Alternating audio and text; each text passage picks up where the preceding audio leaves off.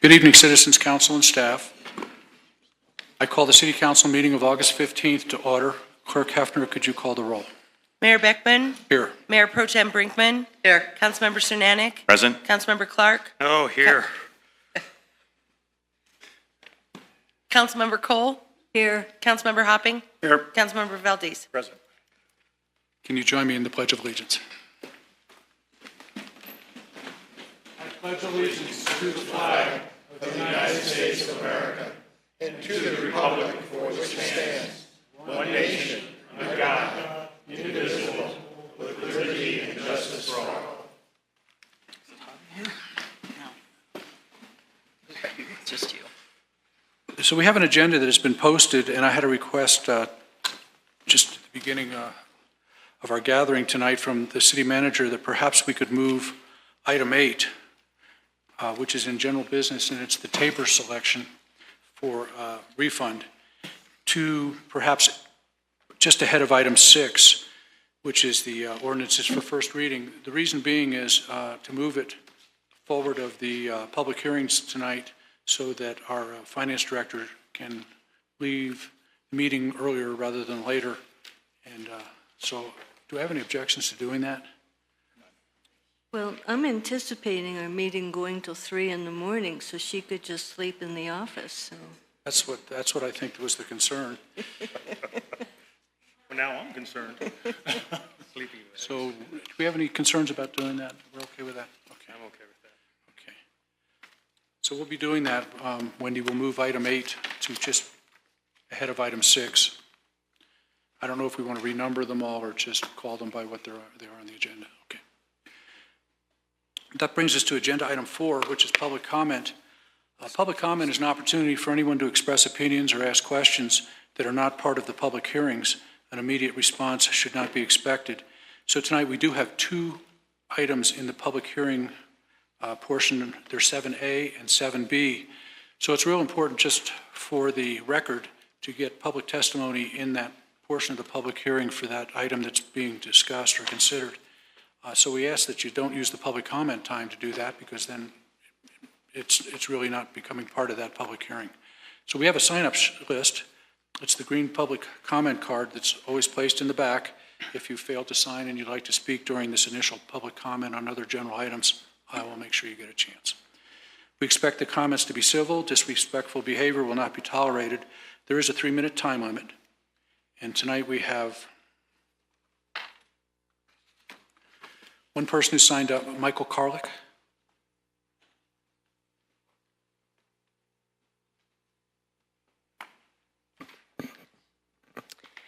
Your Honor, council members, my name is Michael Karlick, and I am the founder of City Council Chronicles, the #1 source for news about city council meetings in the world. Thank you. Thank you. It's working well. I'm here to inform you that today is a critically important holiday that combines the pageantry of Christmas, the patriotism of Martin Luther King's birthday, and the obscurity of Stephen King's birthday. I'm talking about International City Hall Selfie Day, which, if you check your social media, is a very real event that is happening still as I speak.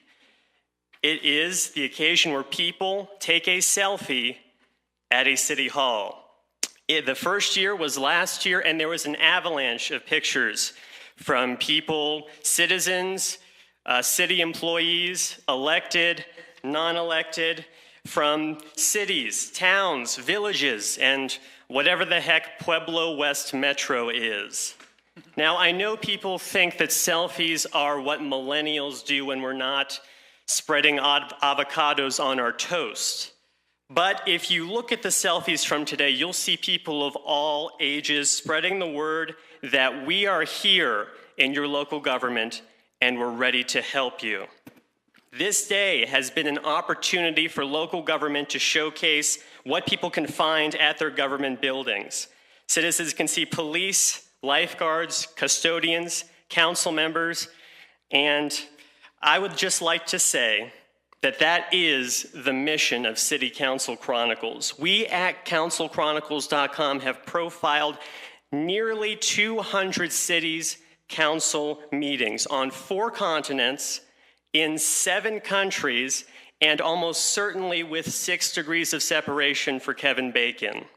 I would commend this city of Littleton for streaming your meetings online.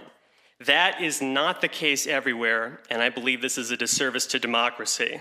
Whether it's San Francisco or Charlottesville, I think people are aware that what happens at their local government can become national news like that, and it's important to pay attention. Now, I have not yet taken a City Hall selfie today, but I have checked the city code, gone through 100 years of Supreme Court cases, and it turns out I can take a selfie right here. So if you wish to be a part of this, please stay seated, and someday you can tell your grandchildren that you participated in International City Hall Selfie Day. Unless they're watching, in which case I'm telling them. I can't see the clock, but as long as you do it within 3 minutes, you're good.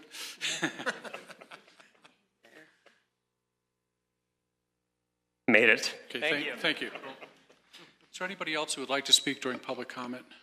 Why is this counting up?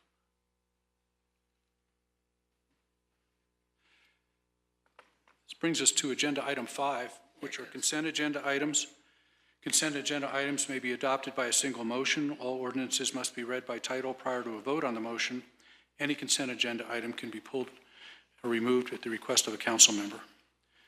Council member agenda item 5A, Resolution 34-2017, a resolution authorizing an intergovernmental agreement between the Douglas County Clerk and Recorder and the City of Littleton regarding the conduct and administration of the November 7th, 2017 coordinated election.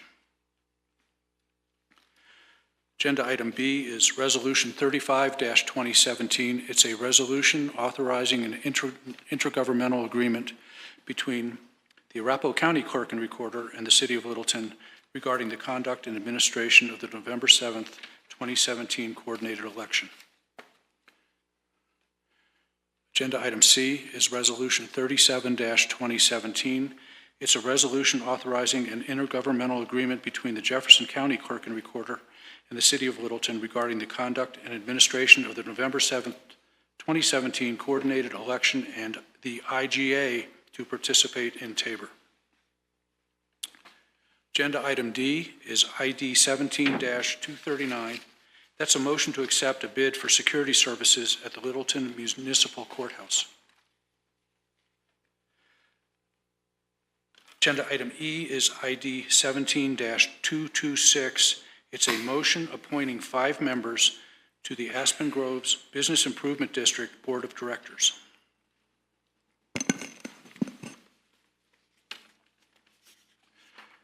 Agenda item F is ID 17-244. It's a motion to cancel the City Council's regular meeting on September 5th, 2017. Agenda item G is ID 17-241. It's approval of the August 1st, 2017 regular meeting minutes. Mr. Chairman, I move for approval of a consent agenda items A through G. Second?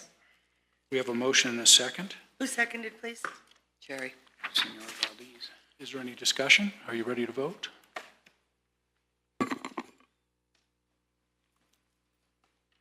The vote is 7 in favor. The motion carries unanimously. This is where we're varying from the agenda just a little bit. We're going to go to item 8. Item 8 is a general business item, and we moved it to allow the staff member who's going to be making the presentation to be able to leave the meeting a little early. This will be item 8A, Resolution 38-2017. It's a resolution of the City Council of the City of Littleton, Colorado, to establish a refund method for excess Tabor revenues from 2016. And Tiffany Hooten, our Finance Director, will be making the presentation. Good evening, Council. I appreciate you changing the agenda to accommodate me this evening. The resolution that you have before you is to support an alternative refund method in the event that the Tabor election does not prevail for the city to retain the Tabor excess funds. On July 25th, we talked at a study session to determine if we were going to go to a ballot for a couple of Tabor questions. Those resolutions were approved on August 1st, and this resolution is just supportive of an alternative refund method, again, should the ballot question fail. I'm here to answer any questions if you have any. Yes. Director Hooton, just one quick question. What this does is it puts the Tabor refund, if the ballot measure for retention does not pass, into a temporary reduction in the mill levy. So that would apply to property owners.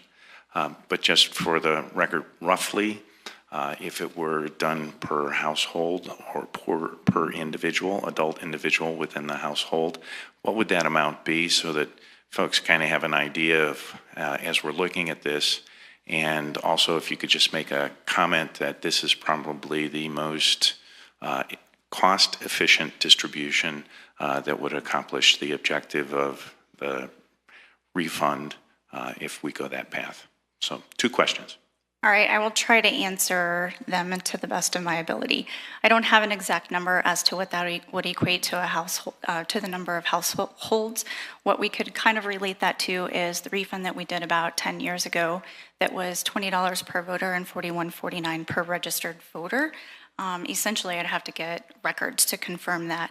This refund would be about twice that, roughly, so you could deduct that it would be $40 if you did it per voter, or $82, $83 roughly for a property owner. Thank you.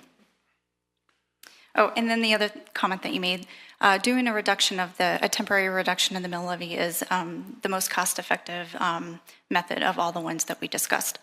Thank you. Go ahead.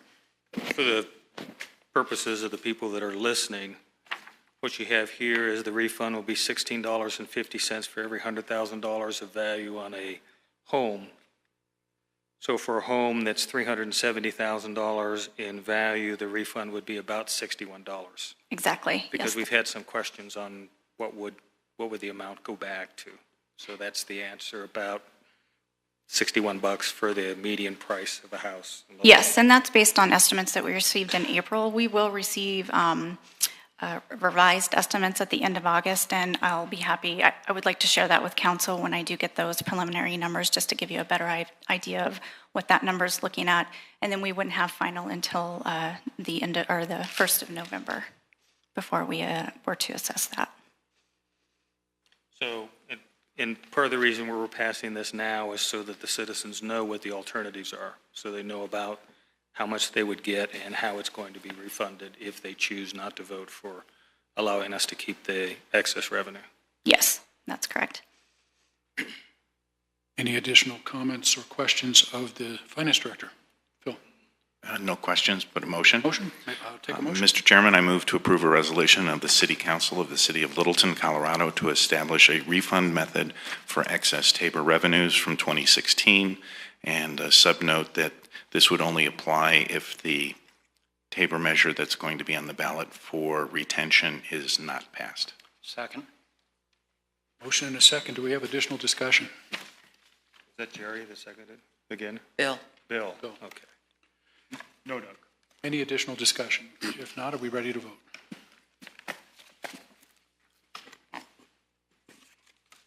The vote is 7 in favor. The motion carries unanimously.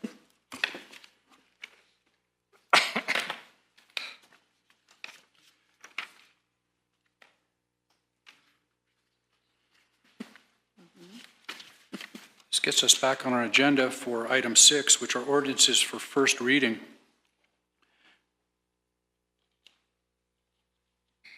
We have one item for this evening. It's agenda item A, ordinance 22-2017. It's an ordinance on first reading amending Title 11, Chapter 9, Section 4, B, and C of the City Code for clarification of size percentages and adequate water and sewer facilities under administrative plat and replat, and the definition of subdivision in Title 11, Chapter 1, Section 6. This is an item that we have discussed at study session a couple times, and Community Development Director Jocelyn Mills is here as a staff member to answer questions if we have any. Any questions that the council has of Jocelyn? By way of explanation, this is an attempt to clear up some language that we had passed before that was somewhat confusing on what the actual intent was. And so it's not changing, at least we don't think it is, changing what we were trying to do. It's clarifying so that we and everybody else can understand that. With that, could we get a motion? Mr. Chairman, I move to approve on first reading Ordinance 22-2017 and to schedule a public hearing and second reading for September 19, 2017 at 6:30 p.m. in the council chamber. Second. We have a motion and a second. Is there any additional discussion? Are you ready to vote?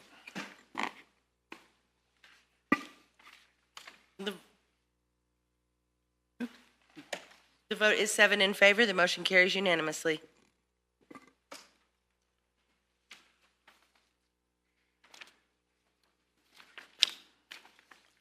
This brings us to agenda item 7, ordinances for second reading and public hearing.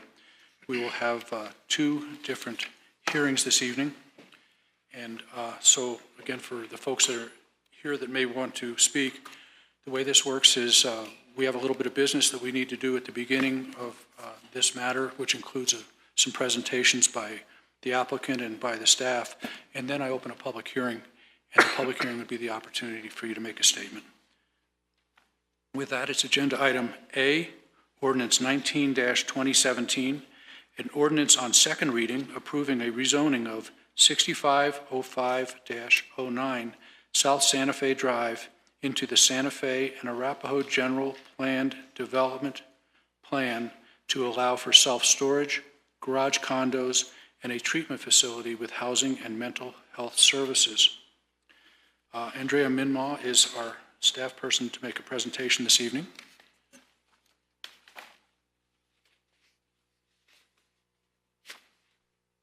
Good evening.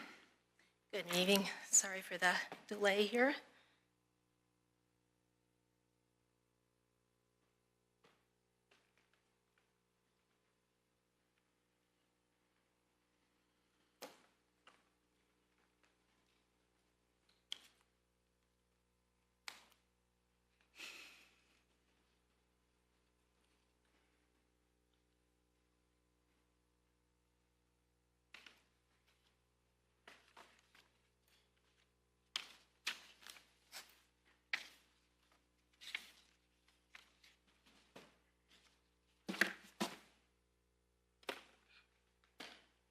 Good evening. So I'm Andrea Mimno with the planning staff, and tonight there's a public hearing for a rezoning and general plan development plan for the Santa Fe Arapahoe proposed development, which would allow for self-storage, garage condos, and the continuation of the Arapahoe Mental Health Center. The process that a general plan, development plan, and rezoning goes through, and all the way through to building permit, is as follows. First is the zoning portion of the application, and that's what the staff and the planning board have been working on thus far. So the Planning Commission reviewed the application on June 26th and recommended approval to the City Council.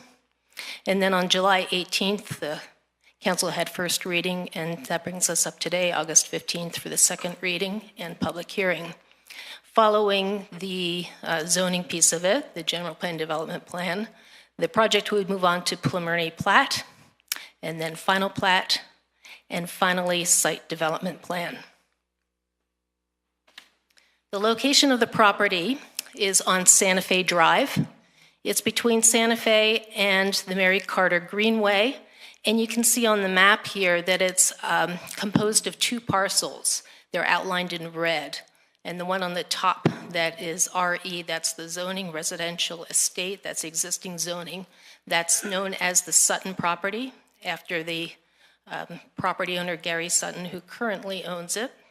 And then the sort of semicircle on the bottom side, which is an oranger color, is zoned PDR, and it's part of the Riverbend Planned Development Residential PD plan, and that is the Arapahoe Mental Health Center property. This is a view of the property from Santa Fe Drive, and you can see over on the left there's a gabled building that is the mental health facility. And you can see over on the right, there's a little white house, and that's one of two existing houses that exists on this Sutton property. You can also see in this picture that there are two access points to the property, one for each of those properties. This is a view from down on the Mary Carter Greenway, looking back up to the existing buildings on the property, on the Sutton property. Now, this is an application for a self-storage use and garage condo use. And so what we did is put together, based on some comments that we received, put together a map of all the existing self-storage facilities that are in Littleton. Two of them are still in process, but this would be the total number and location of where they are. Andrew, can you go back to the slide, please?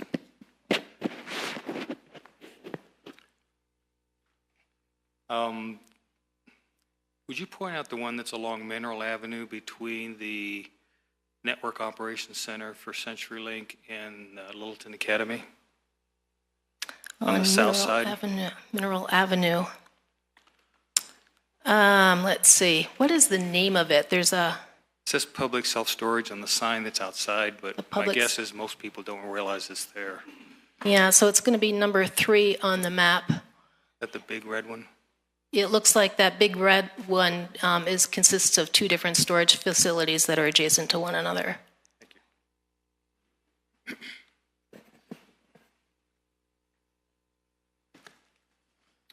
Another question that's come up is, why are the 2 properties joined together in this application? And the code, the Littleton zoning code, requires that any new zoning district be a minimum of 180,000 square feet in size. Each property on its own doesn't meet that minimum requirement. Together they do. And so together the properties are 6.01 acres, or 261,000 and some square feet, which exceeds the minimum zone district requirement. This is an interesting rezoning in that if this rezoning were approved, it would leave an adjacent parcel undersized. And so that undersized parcel is what you see kind of in the light green there on the map. The light green and the red together make up the Riverbend Plaza PD plan. And if the mental health facility were to join the new PD, that green area would be undersized. That green area happens to be one of 7 parcels that is part of the Gulch open space. And so as such, it's owned by the city and could be rezoned to open space. Open space is the one zone in the city that does not have to conform to that 180,000 square foot minimum size. Open space district can be of any size. So as a result, the staff has included a condition of approval in the ordinance that in order for the Santa Fe Arapahoe General PD Plan be rezoned to PDI, that the city-owned property must be rezoned to open space.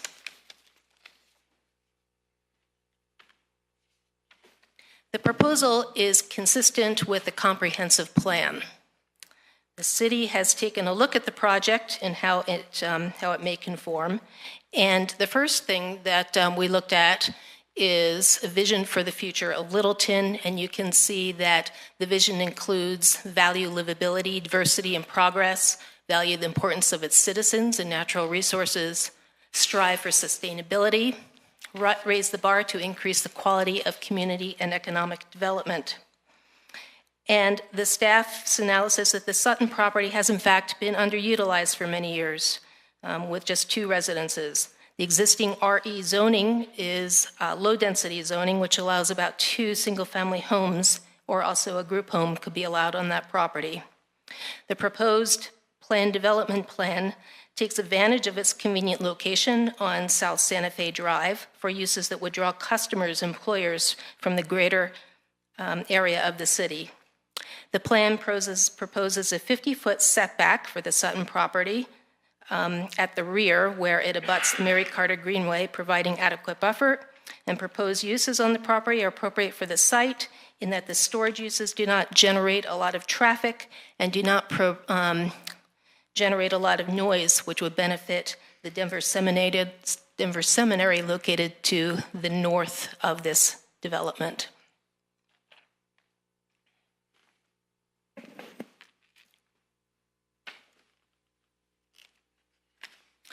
The staff also feels that it meets goal number 1, which is a dynamic Littleton, and policy 8 require that new commercial development be appropriately buffered from adjacent uses. I mentioned there's a 50-foot setback at the rear of the property where it abuts the Mary Carter Greenway. And there is also buffering of 10-foot setback along the northern property boundary and the southern property boundary. And also there is substantial setbacks along Santa Fe Drive, and that will be 100 feet for the Sutton property and 80 feet for the mental health facility. With respect to goal number 2, policy 1, treat the South Platte River and its tributaries as the city's most important natural asset. And policy 3, encourage high-quality design architecture throughout Littleton. The staff's analysis is that a 50-foot setback is adequate and to provide a good buffer to the Mary Carter Greenway. And together with the architecture that is proposed for this site, which is consistent with the South Platte River plan, it would be an aesthetic look together with a fence that would be around it and provide nothing, even though it's industrial, it would be a nice looking design.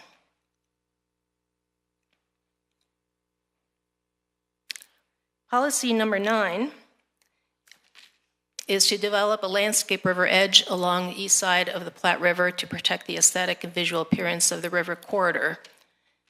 And the general PD plan, again, includes that 50-foot setback.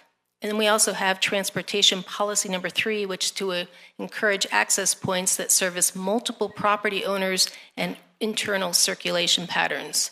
And by these 2 properties joining together, I mentioned at the beginning of the presentation that they each have their own access point. There's the opportunity to combine those access points into one. Planned development plan needs to also be found to be consistent with a planned development district, and that's the criteria in the zoning code. There are 6 criteria, and I have picked out one here that I think is most relevant to the plan. The full analysis is in the staff report. And so it is criteria 1, which is encourage more creative and effective use of land in public or private services and to accommodate changes in land development technology so that the resulting economies benefit the community.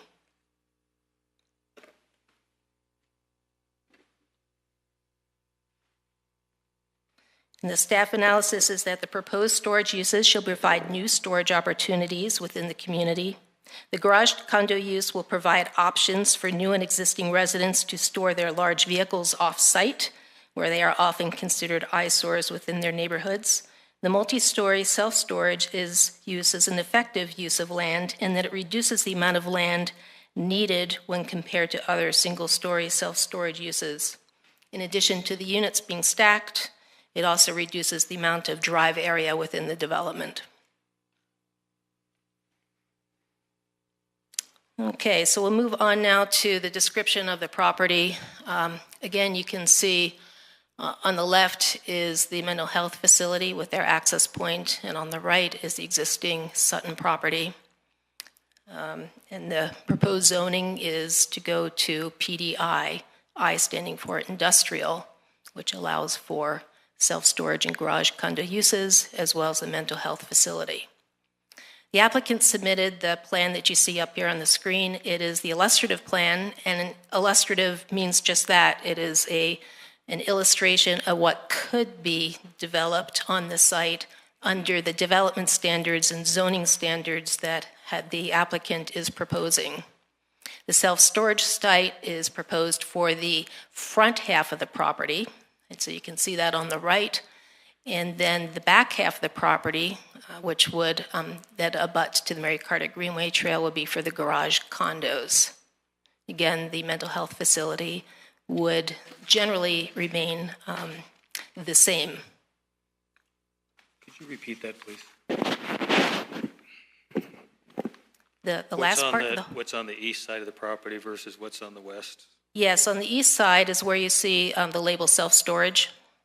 That would be the self-storage stacked multi-level units. And you can see it's in, they're showing in this illustrative plan, it would be in one building. And then on the west side are what they are showing in their development standards would be where the garage condos would be permitted. And you see there 3 buildings, and that is how they are looking to generally site them, although it would really be the development standards in the general plan development plan that would drive the actual standards. Again, this is just an illustrative plan provided here to show an illustration of how the property could be developed.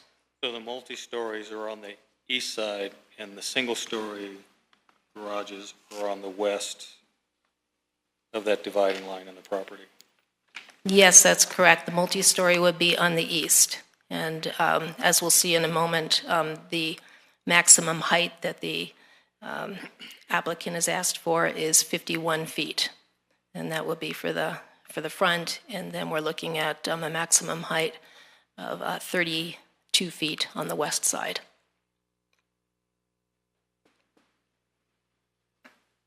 Here you can see the color rendering that the applicant submitted for the multi-story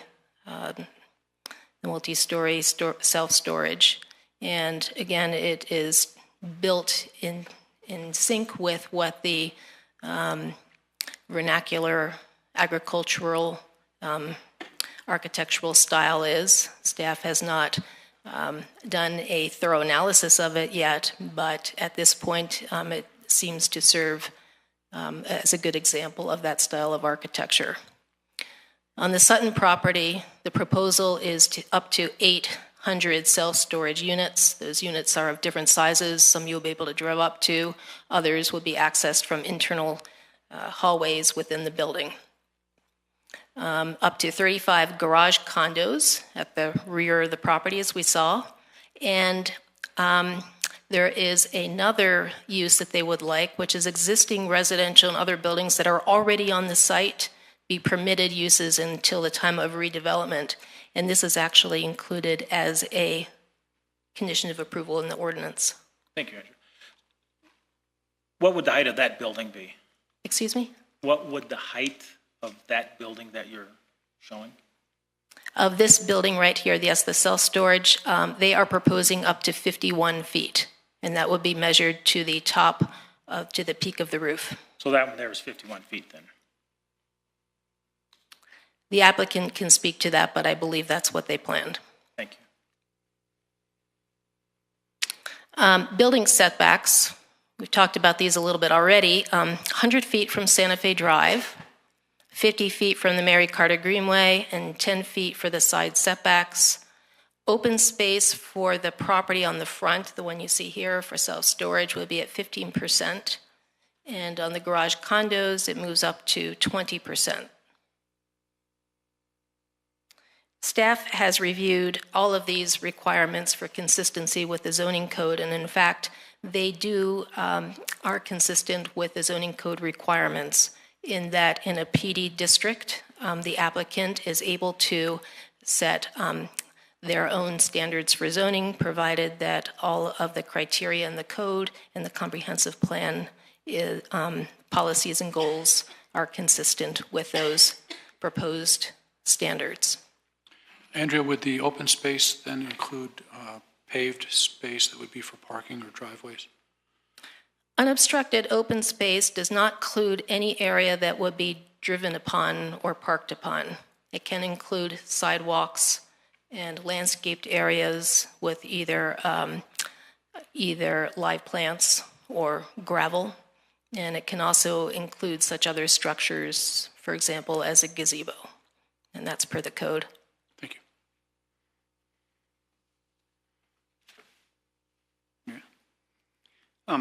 On the shorter buildings, the garage condos, you said they're 32 feet, correct? Yes, 32 feet in height and up to 35 units. Okay, and they are, what is the distance from the bike path, the actual bike path to those buildings? Yes, so the applicant has a map with all of those dimensions put on the plan that they can show you. And what you see on the illustrative plan here is actually a little bit greater than that minimum 50-foot setback. Okay, and the 50 feet is from the bike path or the border of that would be, the the greenway? setback is from the property line to the building. Okay. And so it's a minimum of 50. What's shown here on the illustrative plan appears to be somewhat larger than 50. Okay. Now, from the property line to the trail, the applicant can provide the exact number. I believe it would be somewhere in the neighborhood of 30 to 40 feet. Okay, and then the back of that site is elevated somewhat above the bike path. Do you know how far that is? How far up it is? In other words, if you're on the bike path, how far above you is the peak of that building? Mm-hmm. We're still at the illustrative plan stage, so the site could be potentially graded, but based on the existing contours of the site, the buildings would sit between 14 and 15 feet above where the greenway path is. So it'd be about 45 feet roughly above the path. If we take the 32 and 14, so 36 feet, or 46 feet. Yes. So about a 4.5-story building. Yes, and the applicant can address this as well. Okay. So while we're on the setbacks and all, and I have to keep track of my questions here, so I'm trying to now put them relevant as you touch. Did I understand that the setback from the greenway is going to be significantly less than the setback from the highway? What they are proposing is a 100-foot setback from Santa Fe State Highway. That's a building setback. And they're proposing a 50-foot setback from the Mary Carter Greenway. Okay. So yes. And that is one of my concerns, so check off that at least I asked that. Okay.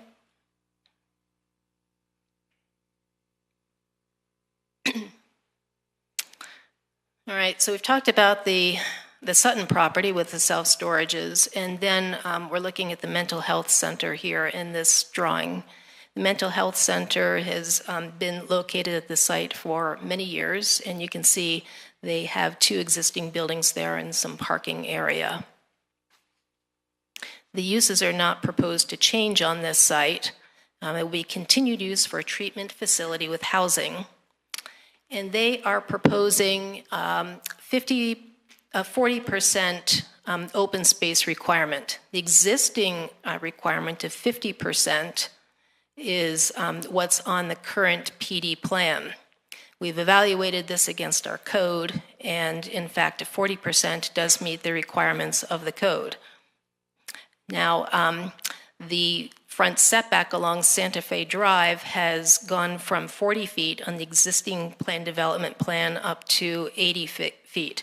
That's a benefit to the city because in the future, Santa Fe Drive could in fact be widened. And I understand that CDOT in fact is just beginning their process to look at the needs for Santa Fe Drive, and so we will see what comes of that, and if we would not have a building within that setback, that would certainly make it a lot easier.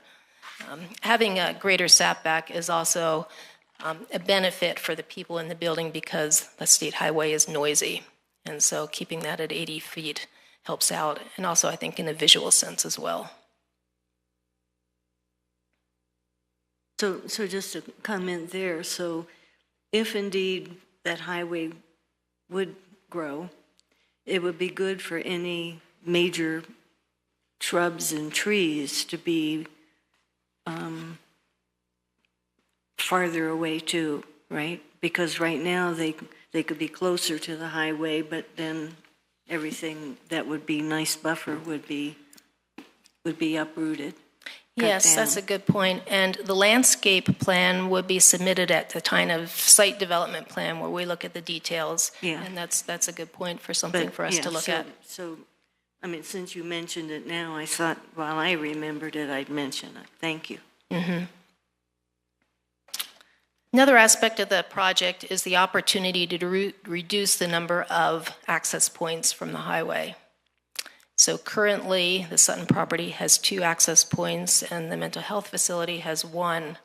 We're looking at the possibility through the site development plan process and through CDOT approval to go from 3 access points down to 1 access point. That's a benefit because it's safer for the city and helps to keep the traffic flowing more regularly on the highway. Another aspect of the development is that Vinewood Street, which runs parallel to Santa Fe, can be extended. And so you can see at the top of that diagram right there, the Vinewood Street that goes through the Denver Seminary is in fact a right-of-way. Currently, it just dead ends at the property. Through this redevelopment, it could extend as you see it here. Again, it's illustrative, but this is the idea that it will extend and provide access to the self-storage uses and to the mental health facility, and then provide an access back out that straddles both the Sutton and the mental health facility property.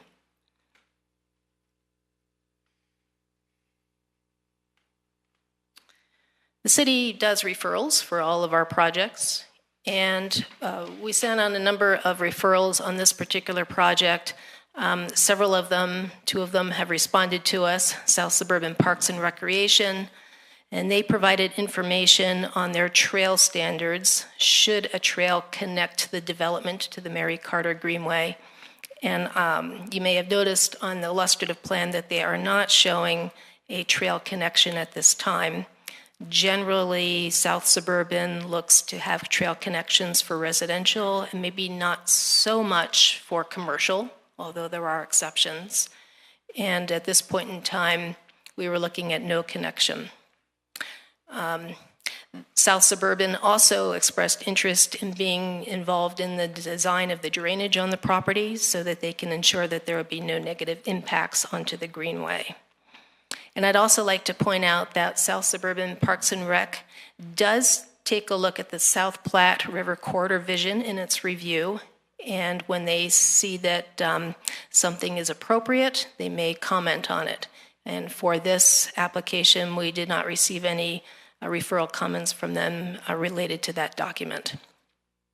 We also received comments from CDOT, and they do not anticipate at this time any additional acceleration or deceleration lanes along Santa Fe. Other referrals were Denver Water, Southwest Metro, Water and Sewer District, and Xcel Energy.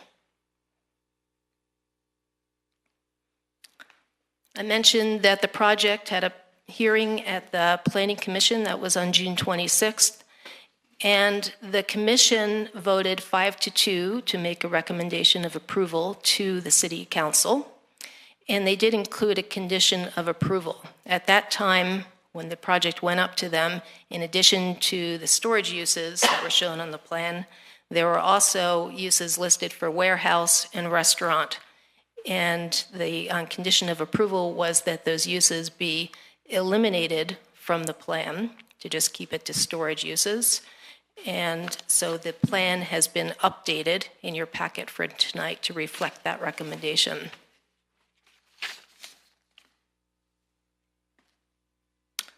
So in conclusion, the staff does find that the proposed rezoning does meet the minimum size requirement for a new zone district, and that the general PD plan complies with the goals and policies of the city's comprehensive plan and meets the intent of a planned development district with the following conditions of approval. And one is that the existing homes and buildings on the Sutton property be allowed to remain on site as permitted uses until the first building permit for either the self-storage or garage condos is issued. And second, that mentioned this before, that the ordinance regarding the rezoning of Lee Gulch property receive approval from City Council. Otherwise, we would be left with an undersized zoning district, which would not be consistent with our zoning code. And the ordinance number 19-2017 is in your packet, and it reflects the staff recommendation. I'm available for any questions. Gary. One question. On your staff report on page 8, the hard copy, where it talks about the traffic, so is the traffic 342 or 542? It changed from the last time we saw this. Yes, you're right. It is 342. I did change that. It was an error. Thank you. More questions? Peggy. In terms of the parking spaces, what size are they? Are we talking compact SUVs, pickups? That's the kind of detail that would be addressed at time of site development plan. And our code allows for some compact car spaces up to 20%. Generally, the standard parking space is 9 by 20 feet, and compact is Smaller. 9 by 18. Thank you. So I'll at least just make a comment on that. It seems to me, since we have no idea what size vehicle a person will have there, that they all ought to be accommodating. Otherwise, we'll be having people not want to have the units because their car's too big, or whatever their vehicle is too big. Mm-hmm. So that's just a comment on that. Let me see if this one, and so if I'm understanding, there's no evergreen buffer between the Mary Carter and the development? The applicant has committed to doing a landscaped setback in that 50 feet, but we have not talked about an evergreen buffer. So it's not in the standards at this point. That is a concern to me, because there's a privacy fence along one part, and that's spelled out, but nothing is spelled out that suggests privacy for the residents from a very nice place, but still, you probably want privacy of some sort from the greenway of some sort. A living privacy with plants. I think that was, whoops, wait a minute.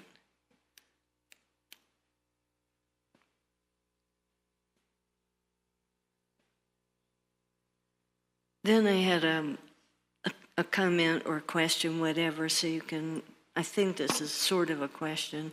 The number of spaces seems low. The number of parking spaces per unit seems low, given the potential for urgent removal of items if there is a flood, which is known to happen along that river, or fire or another emergency. Can you comment on that? When we looked at the parking requirement, we based it off of, we took a look, first of all, at our own mini storage requirement, but this is really a different sort of facility because it's stacked and the units are of different sizes.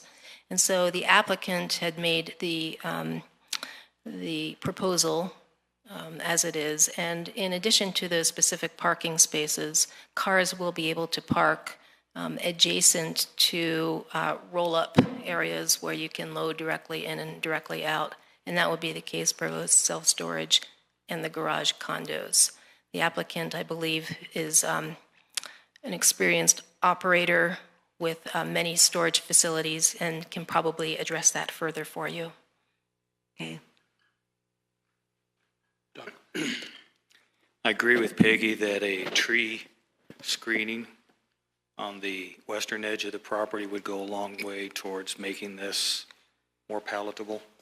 I also want to commend you and/or the developer, whoever's appropriate, for the format of this submission. This is somewhat similar conceptually to what we had a few weeks ago, where you're combining or taking one property and expanding it out for another use. This one has separate planning areas, it has separate height requirements, it has separate uses. It's much better format-wise than the other one. So whoever has responsibility for that, kudos for that part. Additional comments? At this point, Bill? Could I just ask a question, Andrea? Maybe this is for the applicant, so I'm sorry if it is, but the number of parking spaces I'm not familiar with for this type of asset. I assume it is based on a number of employees and a number of users of the property. Do you know how many employees they would be anticipating? I think the applicant can probably speak to that, but the parking requirement is based off the idea that typically there will be one person on site. Okay, so one job. Okay, thank you. Are they living on site? Not unless they're stored. Excuse me? Are they living on site? Many of the storage places have people that live on site. Yes, many storage places do. In this case, there would be no manager on site, and the applicant can address that further, but there's no provision in the development standards or the uses to allow for that. Okay, Andrea, thank you very much. That completes the staff presentation. At this time, we have an opportunity for a presentation by the applicant.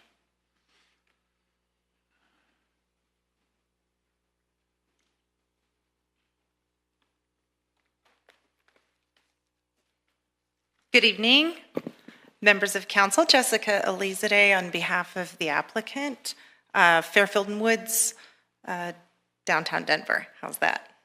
I'm never sure if we're supposed to give our address anymore or no. Bear with me for just a second while I get this loaded.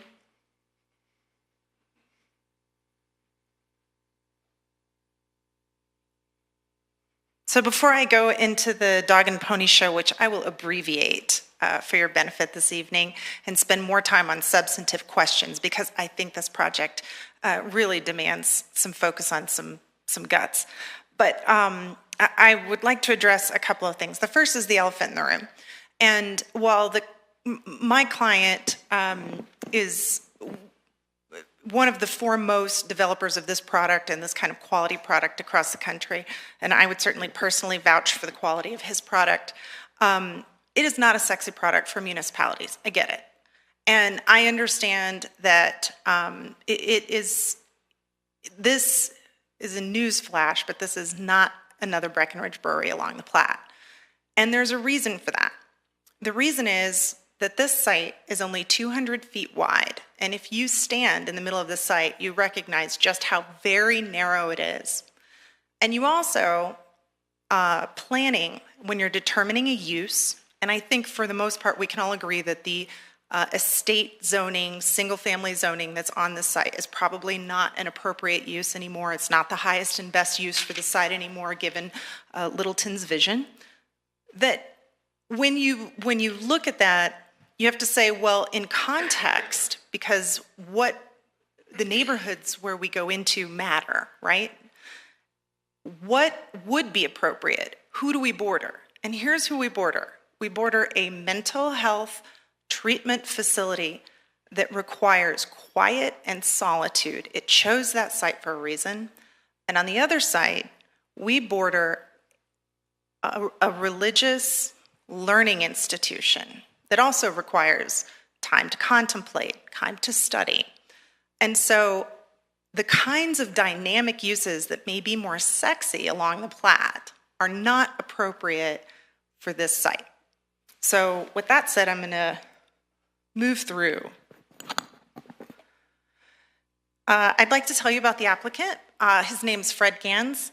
He is a very experienced self-storage developer, very well known in the business for high-quality architecture. As a matter of fact, there are times when I've suggested maybe we pull back on the architecture, and Fred has said, no, it needs to look good.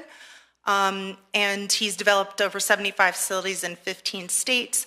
The total square footage amounts to about 4 million total square feet.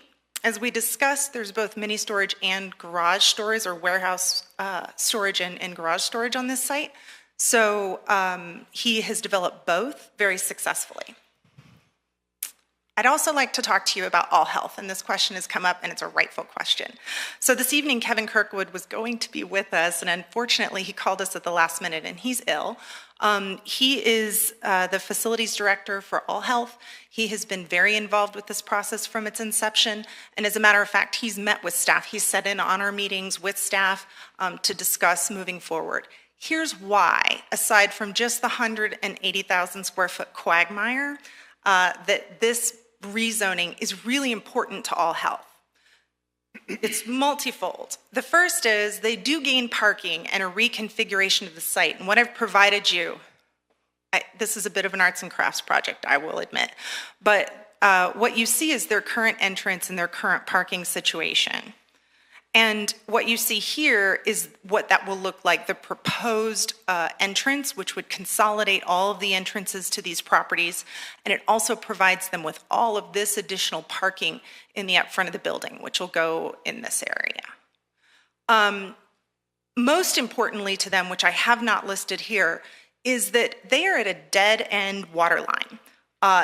It does not loop, and that is where the fire hydrant's at. If there were a fire and there was an obstruction in the line, there is no other way to get water there. Denver Water has been working on that for a long time, or that's been a concern for them, and this is a way for All Health to solve that problem. And like I had mentioned before, this gives them some control over who their neighbors are, and they really like the proposed use.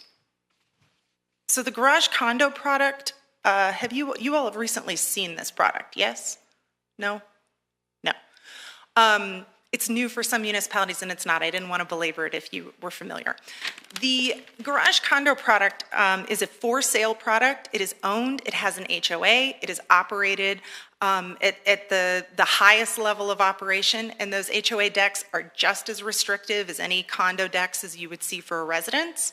After the sites or the condos are purchased, they're purchased core and shell, and the owner then invest, in some cases, significant amounts of money for custom finishes for expensive toys, for the most part. They in no way accommodate residential use.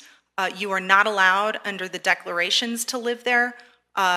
Use of any kind of sales activities are not allowed there, so you don't have to be concerned that these become some sort of commercial activity. And ultimately, it targets an upper income user. The site can be as social or as non-social, as you'd like. The interesting, there are car shows, for example, on these sites. There are events in the clubhouse held for non-for-profits. There are fundraisers. It can be as active or as inactive as we would like for it to be. And that matters because I know there's been some talk about activation along the trail or the plat specifically. So we understand that there's part of our audience that would want to see that activation. We heard that at Planning Commission, and we'd love to do that. If council determines that it does not want this use to have an activation and that you'd rather have it all landscaped, we're happy to live by that condition as well. So really that's up to you, and we've deferred to staff on that matter. Could you explain activation, what you just said? Yes, by activation, it's a fancy planning word for people who engage with the trail. So having the ability for the owners, and I'll get to that slide in just a minute, along the back where there's a lovely clubhouse, which, by the way, is only 24 feet, the same height of the exact buildings that are on the site, at 14 feet of grade, which is the exact same grade there is. So it will be no higher than the building that you see there. We've only asked for 32 feet because there's an architectural component that we're looking to accommodate so that there's some interest in the architecture. If you determined you didn't want any interest in the architecture on that side, we could probably live with that too. It's also, by the way, presently zoned along the trail to accommodate 30 feet of height. There's a 30 feet height limit in your RE zone district, just as an FYI. So we're only asking to increase the height by 2 feet over what's presently allowed, and we're only building to 24. So that's activation. Being able to go out to the trail and for folks on the trail to walk up to the property. So the connection. The connection, yes. Okay. Sorry about that. So, yeah. Sorry. So then for the storage area, it's going to be 30, how many feet again? Max? So the maximum footage, I'm going to let the operator speak to that maximum footage. The maximum square footage. Height. Height is what I was asking.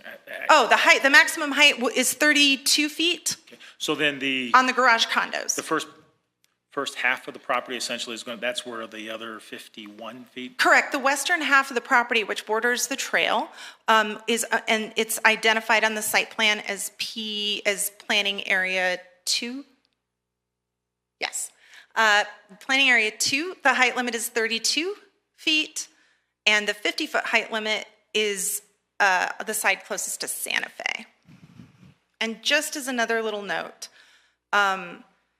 this council and many members of this council I have seen over a lot of years, so I know that you all have had many different interpretations of the code in front of you.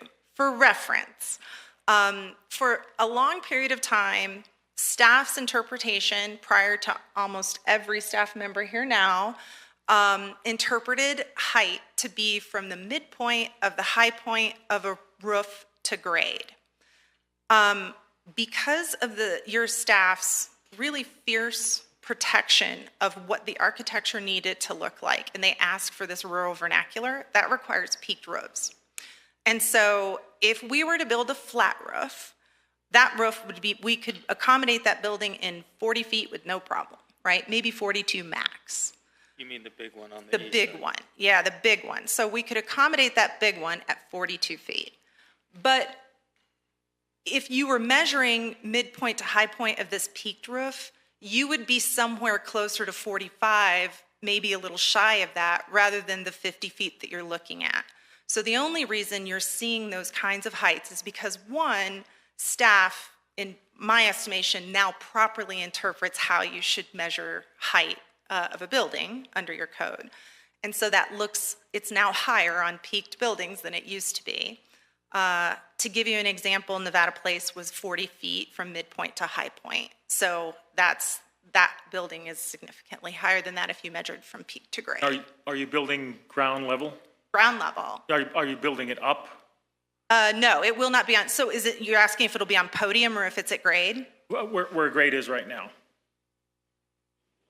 It's actually a little below by the time we grade it out. Okay. Thank you. Uh-huh. So I assume you wouldn't object to us putting a note specifically to that effect on the general plan? That height is measured to the top of the roof rather than the normal? No, actually, your code is, your staff fiercely interprets it that it's peak now, but if it gives you comfort to say that in the condition that it's measured to peak, we've measured it to peak. Okay. So we agree with that, and I'm sure staff would be fine with that. I shouldn't speak for staff. Sorry, staff. I have a question for our city attorney. Is that correct? In terms of how the staff is interpreting the code, yes. And in terms of this project, because this is a planned development, the council could entertain this note. Thank you. So there have been some questions about why the site and the demand for the site. Andrea showed that, but just for you to know that under the professional needs analysis and market analysis that was commissioned by the owner or by the developer, There is still a demand for 305,000 square feet more than the existing supply just within a 3-mile radius. So I sort of led off with why this site. I've already touched on all of those points, but I would point out also that initially Denver Seminary was very supportive of the use, and in fact we entered into a contract with them to try to provide them some services. Ultimately, they had some demands that we weren't as interested in meeting, and All Health was also interested in partnering, so we went that route. But the use has been amenable to both of our neighbors. So neighborhood outreach, this question came up at first reading. This was the easiest community meeting of my life, and I've done lots of them, some of them very contentious. I am not kidding you. I took actual pictures, and I signed in on the sign-in sheet, and I'm the only sign-in. It is the only community meeting I've ever had where not one person came. It wasn't snowing. It was a beautiful venue. There's a fire in the fireplace at Hudson Gardens, and not one single person showed up. And also, if you look at the site, clearly it's geographically isolated, so we did not do the minimum. We did not mail to the 700 feet. We went 1,000 feet out from there so that we could actually catch the single-family neighborhood across Santa Fe. And some of those folks went into Columbine Valley. That's a picture of the notice. I believe there's a copy in your packet. So the design was responsive to staff. This applicant has been working for 24 months on this project, just so that you know. The very first iteration of this came into the city 2 years ago. So a lot of changes have happened, and he has certainly tried very diligently to accommodate what staff and what we believe that the needs of the city were, or the requests of the city were. Here are just a few of them. The building was moved as far east as possible to create open space on the west side, as we discussed. The architectural style was changed entirely. Again, if you have concerns with the height, we are more than happy to put a flat roof on it. I'm sure it's a lot cheaper, and that'll keep our height at 40 feet. But the architectural requirements are extremely high, certainly for this kind of product in this PD. We reduced the size of that center building for fire access and for massing purposes, which decreased the profit on the building. Completed the connection from Vinewood to Santa Fe, increased the setback from 40 to 80 feet, and that is just along the side for Arapahoe County Mental Health. On the Sutton property, it went from 25 to 100. So they gave up 75 feet of frontage. Just so that you know, 75 feet can accommodate a lot of building. It consolidates those 3 access points, as we had talked about as well. So this is the proposed garage condo. This is the view from the trail. It's not as far out as it were. If we were trying to be tricky, I would have had somebody create an illustrative that was from further back so that you can see it's a long way. As a matter of fact, it is 126 feet long way. To give you some context, that is a 16-story building laid on its side. These are the existing structures that are on the site. These structures are approximately 20 to 22 feet. Mr. Sutton thought they were right at 20 to 22 feet. And this structure is at 24 feet. This is where you get that added height. That's the 32 feet that we were discussing. And again, that measurement, because their staff's really diligent about it, is from peak. I'd also like to point out in the background, this is Denver Seminary. Denver Seminary's building is at least 45 feet if you measure from peak, possibly more. And as you can imagine, it was pretty difficult to get somebody out there to measure. But it is not a small building. And that's the building that's on their southwest. That's correct. Yep, the southwest corner. Mm-hmm. And this is our southeast corner, southwest. So it's a low impact use, as we discussed. we've already, beaten the horse over the architectural standards and the peaked roofs. This is the same building that you saw. The parking, by the way, is according to your standard measurement, not minimized measurements. Let me just see if there's anything I need to address while this is there. The traffic study, actually, that number is very high. It includes both uses. So that includes all of the patient traffic. That includes the use on Arapahoe County Mental Health as well. It's not just the use for this facility. 342. That's correct. And there are 2 employees.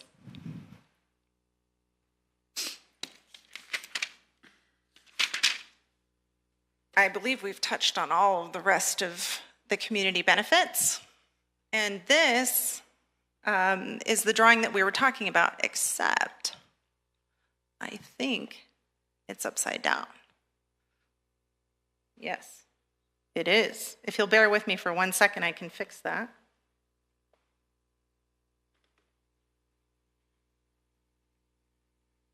Oh, your mouse is a little funny.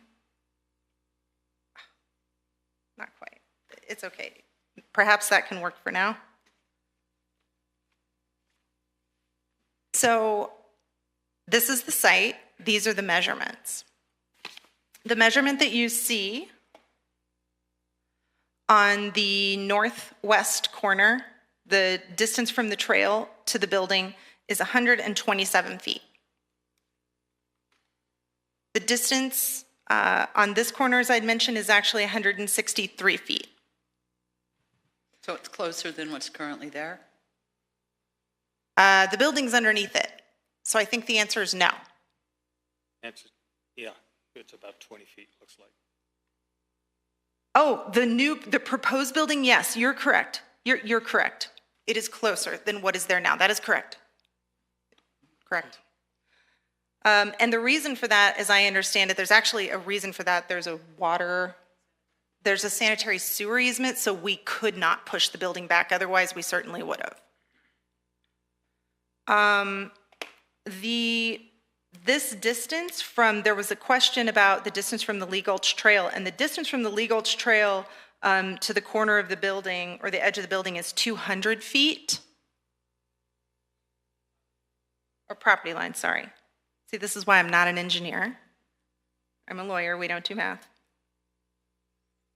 And I'm happy to go back to this if anyone has questions. I do.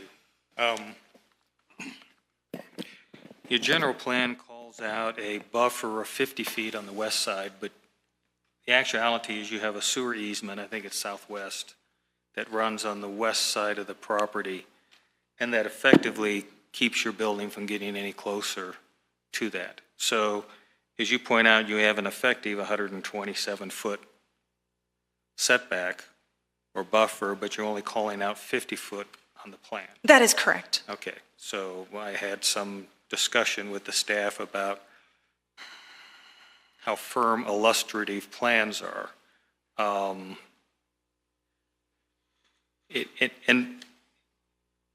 And you calling out a 50-foot buffer on the west side with a 100-foot buffer on the east side raises questions like Peggy has of you're providing more on the Santa Fe side than you are here, when the reality is you've sited the buildings with a 127-foot buffer.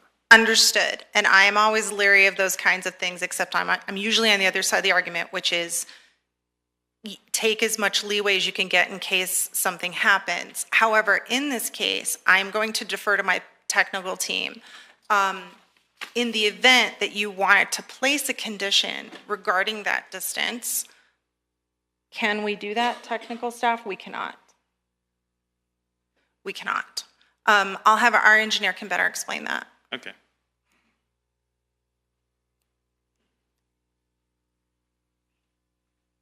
Could I ask a question?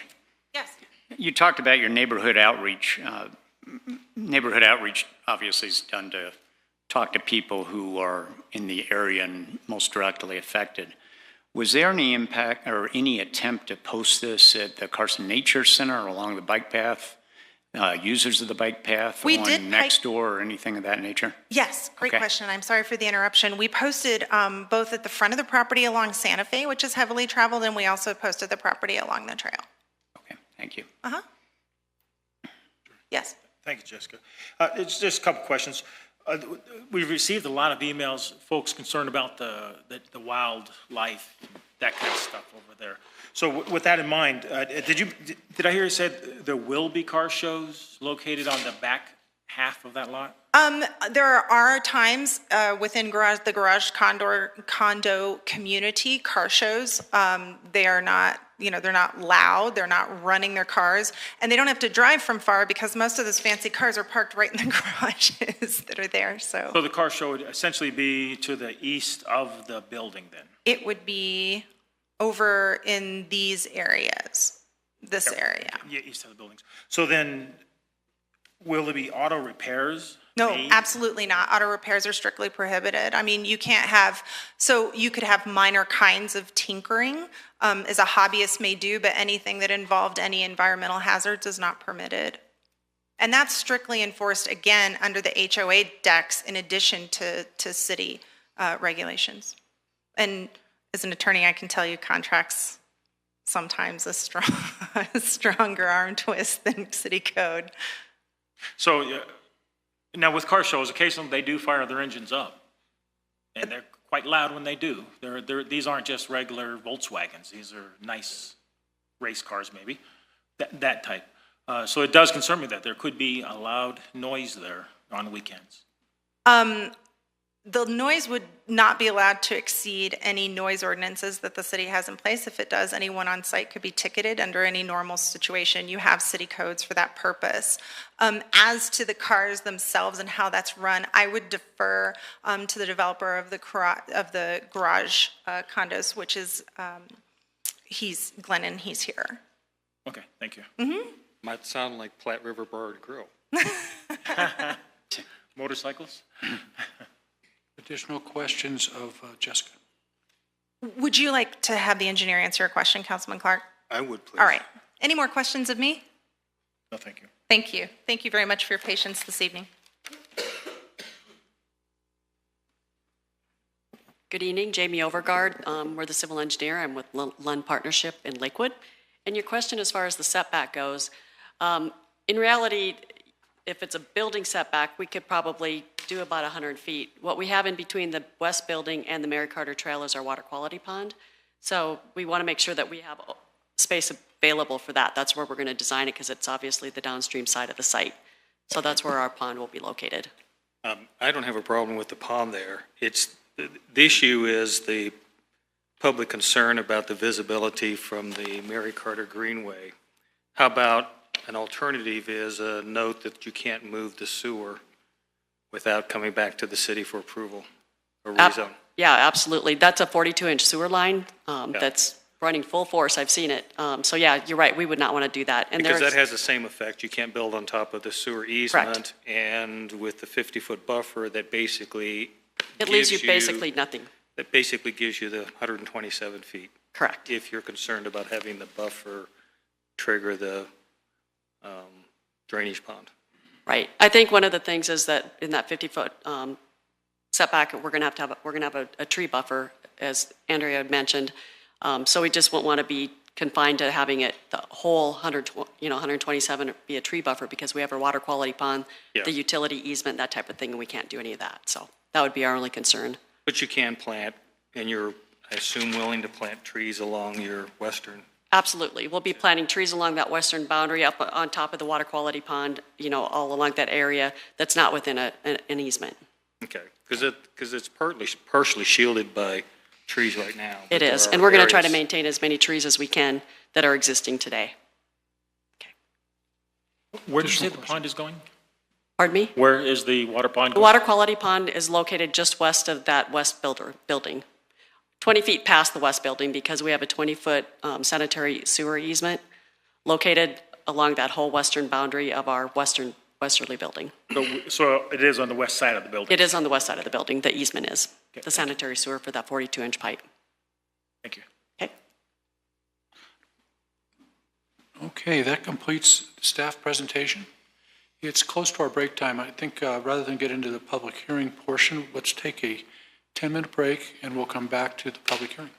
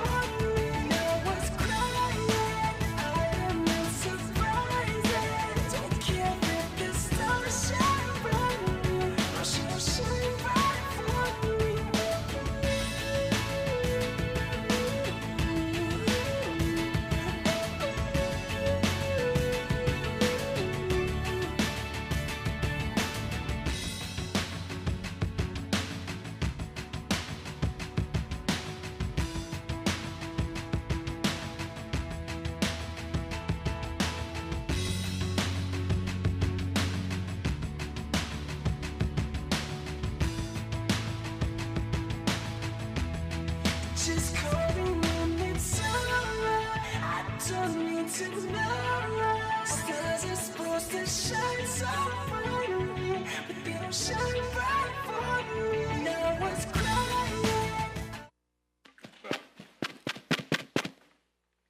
On, Mayor. Okay, we're back from our break. It's 8 o'clock. So we're on agenda item 7A. This is the ordinance 19-2017. We've had the presentation by the applicant. It's time to open the public hearing. I want to open the public hearing at 8 o'clock. I have a roster of folks who have signed up to speak. And when I call your name, you can come forward and speak, and sometimes people sign up to reflect their opinion, but they don't necessarily want to speak, so just let me know. First name is Mike Robideau.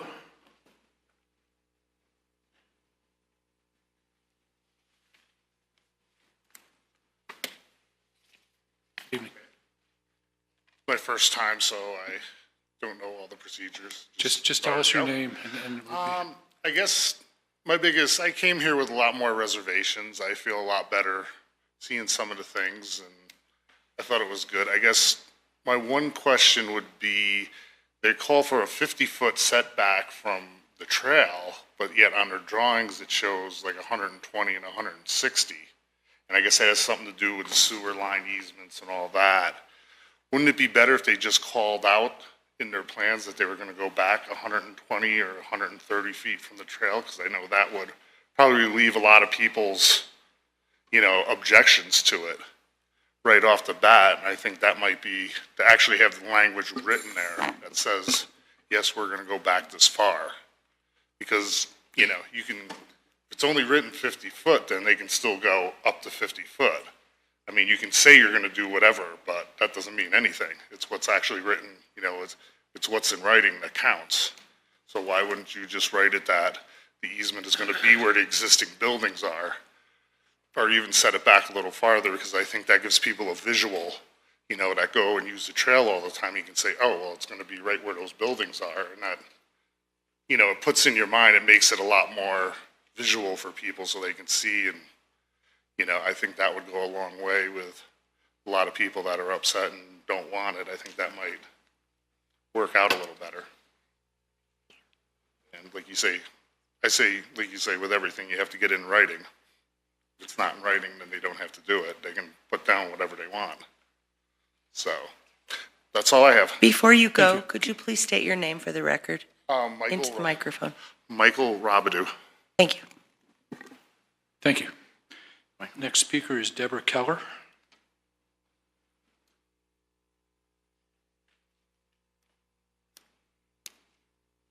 Hi, I'm Deborah Keller. I'm the Vice President of Campus Operations at Denver Seminary, and we're at 6399 South Santa Fe.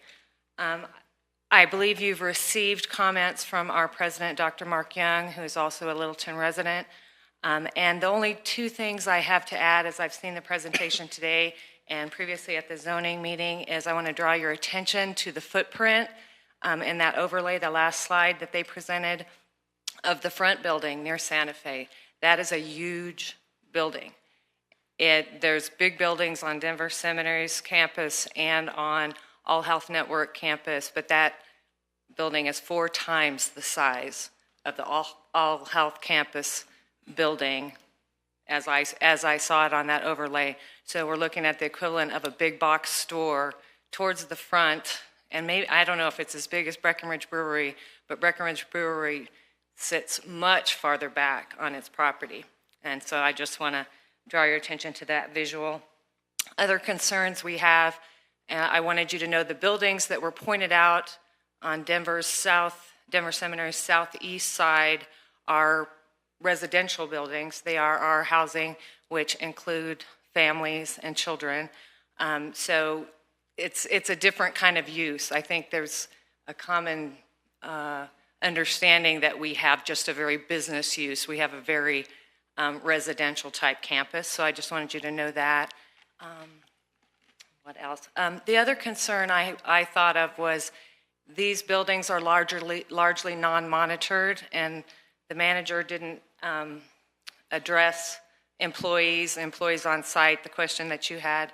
And I worry about security with potentially high-value items stored here and not around-the-clock security. What will that mean?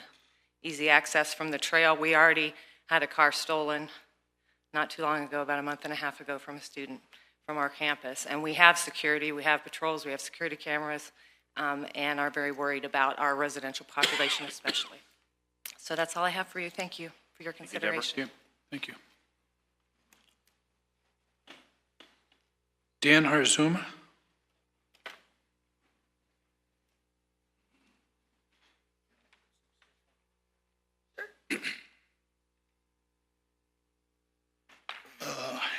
I'm not here to speak for myself. I'm here to speak on behalf of the property owner, Gary Sutton. Some of what I'm going to say today, I've said once before at the first city council hearing. What I'd like to say on behalf of the property owner, Mr. Sutton, is that he wants to let you all know that he was born and reared in Littleton, Colorado. He's 72 years old. His father started Valley Feed and Supply in, 1937, and Gary began running the store in 1965 until its closing in 2015. During the 5 decades that Gary ran Valley Feed, he actively participated with other merchants in developing downtown into the vibrant retail area that we all enjoy. Gary cares a lot about Littleton. He wants Littleton to continue to attract new residents and businesses in order to ensure its growth and sustainability. He is the owner of this property that is the subject of this rezoning application, and he completely and fully supports the rezoning of the property as he believes the proposed development provides the facilities that are both desired and needed by the area residents. The proposed development will generate little car and foot traffic. The building architecture will look and fit in with the neighboring properties to ensure a consistent and attractive curb appearance. Arapahoe Douglas Mental Health, whose property is adjacent on the south, is a co-applicant on the rezoning application because they agree with him that the proposed development is very suitable as it will not have any negative impact on their operations or their residents and patients. Gary strongly encourages all of you to support this rezoning application. The proposed development is the culmination of nearly 2 years of planning by the developer and review by the Littleton Planning Development and related city departments. Gary feels this development will be welcomed by the neighborhood and will have a significant and positive economic impact on Littleton. I have 2 illustrations that I'd like to put up on the projector to help all of you better understand this property. Okay, and I see we're getting low on time, sir. So you want to keep moving along. 30 seconds. You have about 30 seconds left. So. Can you see it? Yes. Yeah, we can see that. We have a TV right below you. What I want to point out is, you see the contour lines here? If you count them, they're 10 feet. And that's significant because if you envision yourself standing at the Mary Carter Trail 167 feet away from the corner, you have to look over a 10-foot high grade separation. And that's what keeps you from seeing the larger part of the pitch of the existing buildings. If you go to the north... Sir, you've run out of time. I'm sorry, we only have 3 minutes per speaker. Okay, so. I'll end with that. Okay, sir. Thank you. Thank you. Thank you.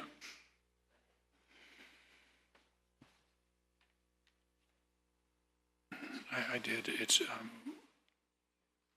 Dan Arizuma. This is John Forehand's opportunity to speak. Good evening.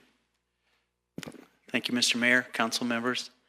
My name is John Forehand. I'm an attorney representing Mr. Sutton in connection with the sale and rezoning of the property. Mr. Sutton decided to market this property for sale a couple of years ago. As Dan Arazumi mentioned, we've been working with this applicant for almost 2 years to develop and refine this rezoning proposal. The site configuration, the long, narrow rectangle that this site consists of, does not lend itself well to very many commercial uses. But after extensive outreach into the market and conversations with many interested parties regarding possible uses by a buyer, we reached the conclusion that this innovative, this creative proposal that's before you tonight would be the best use of the site. It's a low-impact use that will not be disruptive to the adjacent users and will provide desired services and facilities for the community. As Dan said, Mr. Sutton fully supports the rezoning application, believes this use will be highly beneficial to Littleton, where he was born, has resided all his life, and has been active in business and civic affairs for decades. Thank you. Thank you, sir. John Hosterai?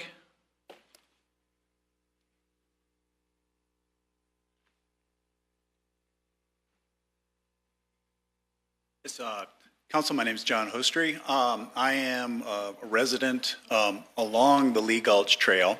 I'm approximately a quarter of a mile from the site, or about a 3-minute bike ride. We are users of the trail pretty much daily and pass the site. I would like to commend the applicant for, I think, the design that they present. I basically see the use as appropriate for the site.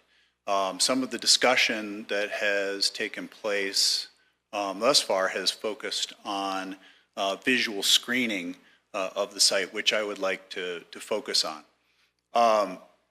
This location is the junction of two primary regional trails within the area, which are incredibly significant and are used by thousands of people a day, I'm sure, and have been the subject of considerable investment and upgrade by South Suburban Parks and Recreation.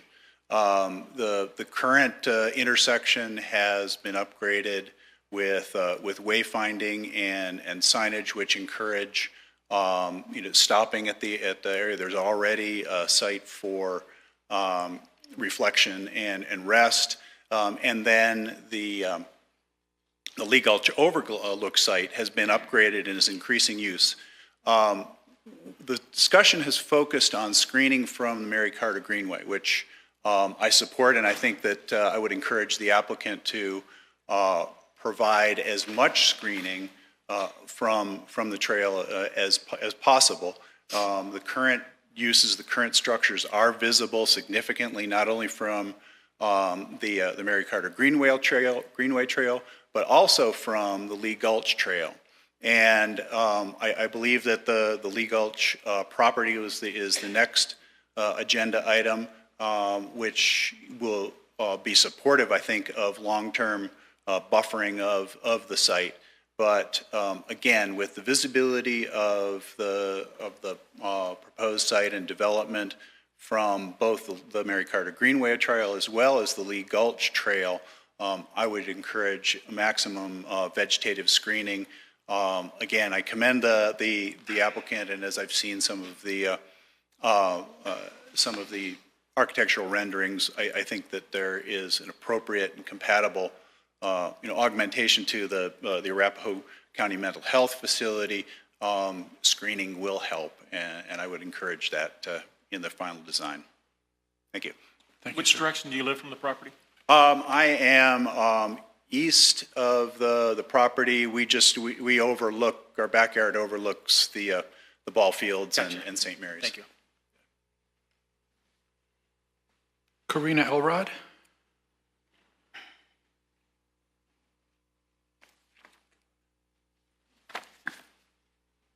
Good evening, Council. Karina Elrod, District 4. Tonight, I'm going to talk about what we've talked about, the proposal at hand, and it really shows incredibly good intent, and it's a really innovative, creative, architecturally, when we think about storage, this is a pretty good-looking storage. And it is something that I have seen be successful. Lowry has something very similar to this, and it does quite well. But I think the question here is more of not specifically this development and this proposal in and of itself, but this development and proposal here along our river. In the citywide plan, one of the transformative actions that we brought forward as a planning commission, I was a former planning commissioner, as you guys know, was that we need to reorientate ourselves to the river, and that we want to activate the river, but we also want to protect the river. And I'm going to call your attention to one particular section. It's Part 2, Transformative Actions, and it's action number 1.5, and it specifically states, attract the best possible development and redevelopment. And so the question here is not, is this a possible development? Yes, of course. But I think the question is really, is it the best possible development? And that's what I leave for you to consider this evening. As you can see from my point of view, I would ask you to not approve this rezoning proposal. And secondly, what I want to touch upon as well as it relates to this is that one of the unfortunate circumstances of where you guys are tonight, where Planning Commission was some nights ago, is that we are still working with a Santa Fe corridor plan primarily to help guide our development.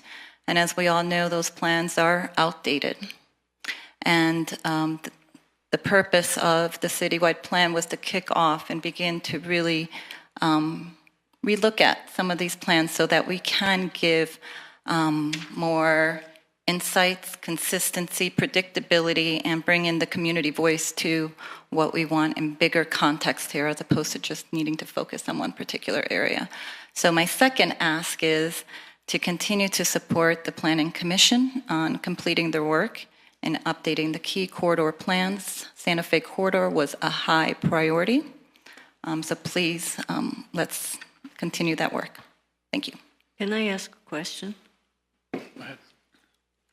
What would you say to some of the more recent developments along the South Platte in terms of whether they're the best possible developments? Do you want to give me some specific examples? Well, we got a brewery or two here and there. We've got other things. So I'm just wondering, things that are newer, do you see them living up to that commitment, or? Well, I would say that, of course, best possible development is subjective. And the best answer that I can give you to that is what was laid out in the citywide plan. It did give examples of retail and housing and restaurants. And I think the intent of transformative action was, one, the protection of those key areas of our river corridor that needed protection, and best possible use was for those areas that could be activated and become a greater part of an engagement and community along the river, is how I would define best. Thank you. Thank you. Next speaker is Tammy Whitney.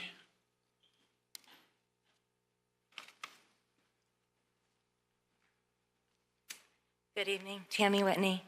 Like Gary, I was born and raised in Littleton and have lived here for a long time. Could you pull the mic? I'm sorry. And I am familiar with some of you because I fought the big box store years and years ago. So I would just ask you as council to remember how important that is to our community, that we do not have a Santa Fe that looks like big box one after another. And currently, what has happened on Santa Fe is beautiful and wonderful, and if you go down there on your bike, which I do regularly, and see how many users love that piece of property and love what it has done to Littleton, I think if you just think about that when you are looking at this proposal and how it really will impact that. The bike path, because there are so many users who love that, and then Santa Fe. When we're driving down Santa Fe, we have interest, we have a dynamic, beautiful, engaged community. Is this what we will be looking at with this development? Thank you for your time. Thank you. Pam Chadburn?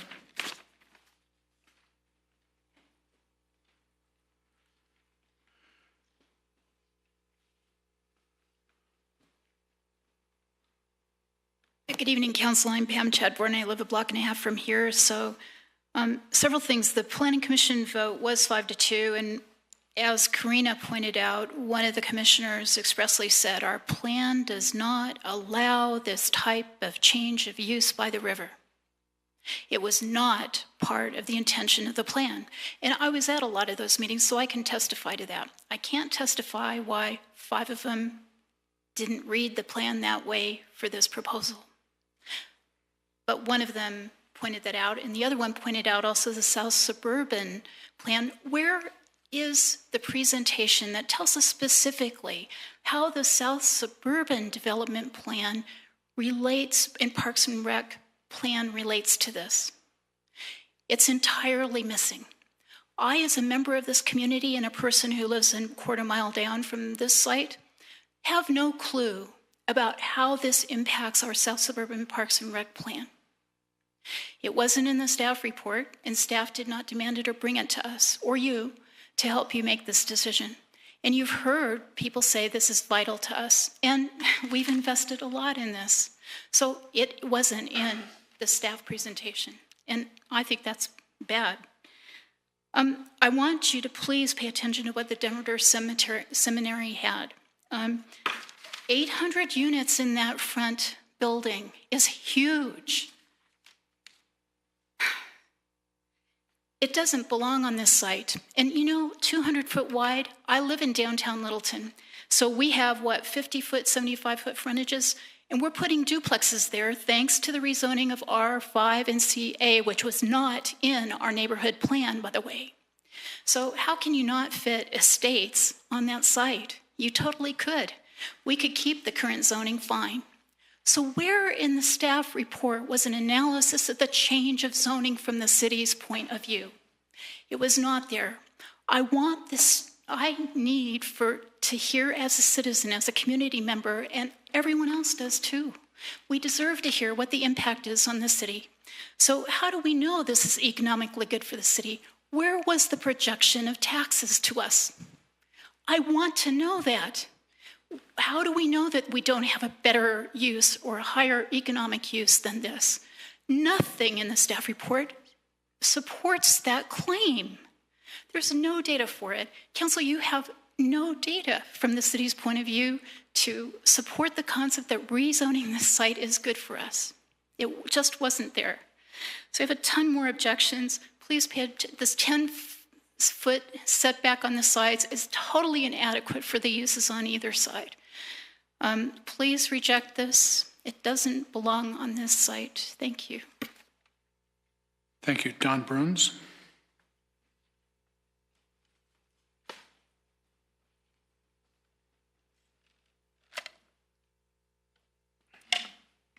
Good evening, Council. Don Bruns, District 4. I would like to ask Council to consider several things.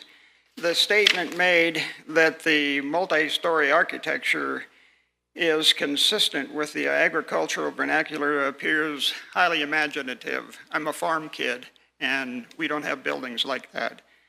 Secondly, Ms. Minimaw stated that the staff concluded that the proposal is consistent with the comprehensive plan. I went and looked, I don't know if Council considers the corridor plan part of that, but I looked at the Santa Fe corridor plan, and Goal A says, preserve and enhance the major natural features of the Santa Fe corridor, mentioning explicitly South Platte River and the South Platte Park. Policy 1 underneath Goal A says preserve the presence and visibility of and provide visual connections to the foothills, mountains, and South Platte River corridor. And then it says significant opportunities to accomplish this occur at, and it mentions several places, including Lee Gulch explicitly.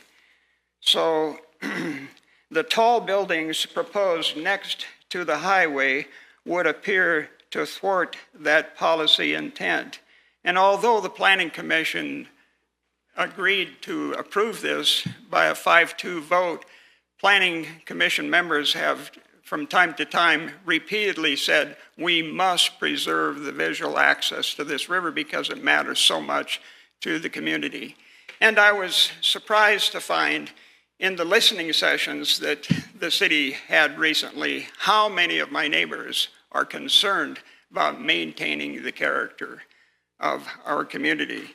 And in fact, it's ironic that the existing zoning is RE, residential estate, and the photos that were shown from the highway, that's pretty close to what that landscape is presently. And the last thing I want to say is that I think it would be difficult for the applicant to suggest that a vested right in the property is being thwarted because the Santa Fe Corridor Plan has been there since the year 2000, even though some have stated it's outdated. Everyone knew that aesthetics really, really matter. So thank you very much, and I finished in time. Thank you. That completes the folks that I have who have signed up. Is there anyone here who has not had the opportunity to speak who would like to do so? Sir.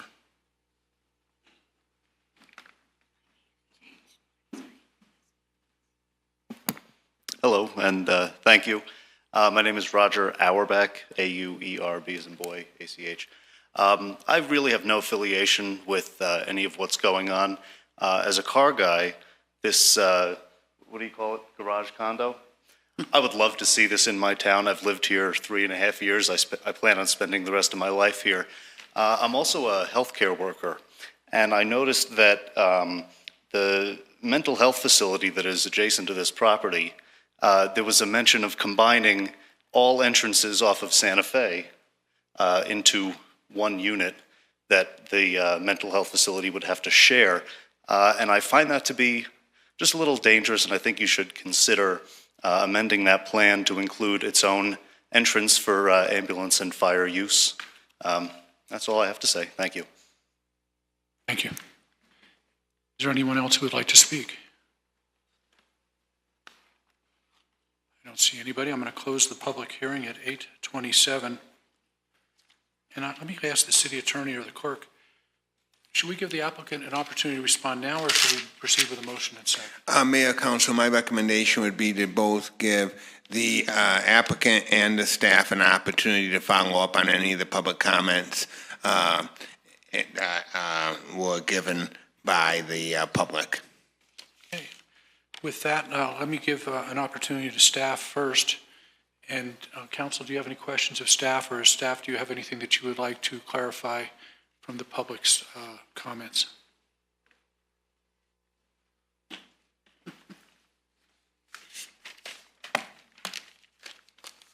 Staff is happy to answer any questions that council may have regarding the property at this time. And also, I'd like to tell you that I'm going to pass out a revised ordinance. The one that was in your packet only included one of the conditions of approval that staff is recommending, and this version has both of them. This is different than our packet? Yes.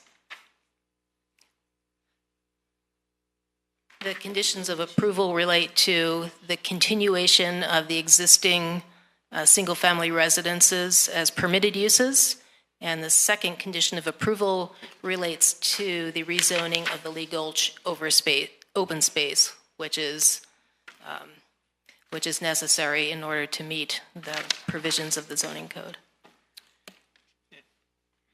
Andrea, one of the people from the audience came down and expressed concerns about the 50-foot versus the 127 feet. If we have a buffer, can that include the drainage area?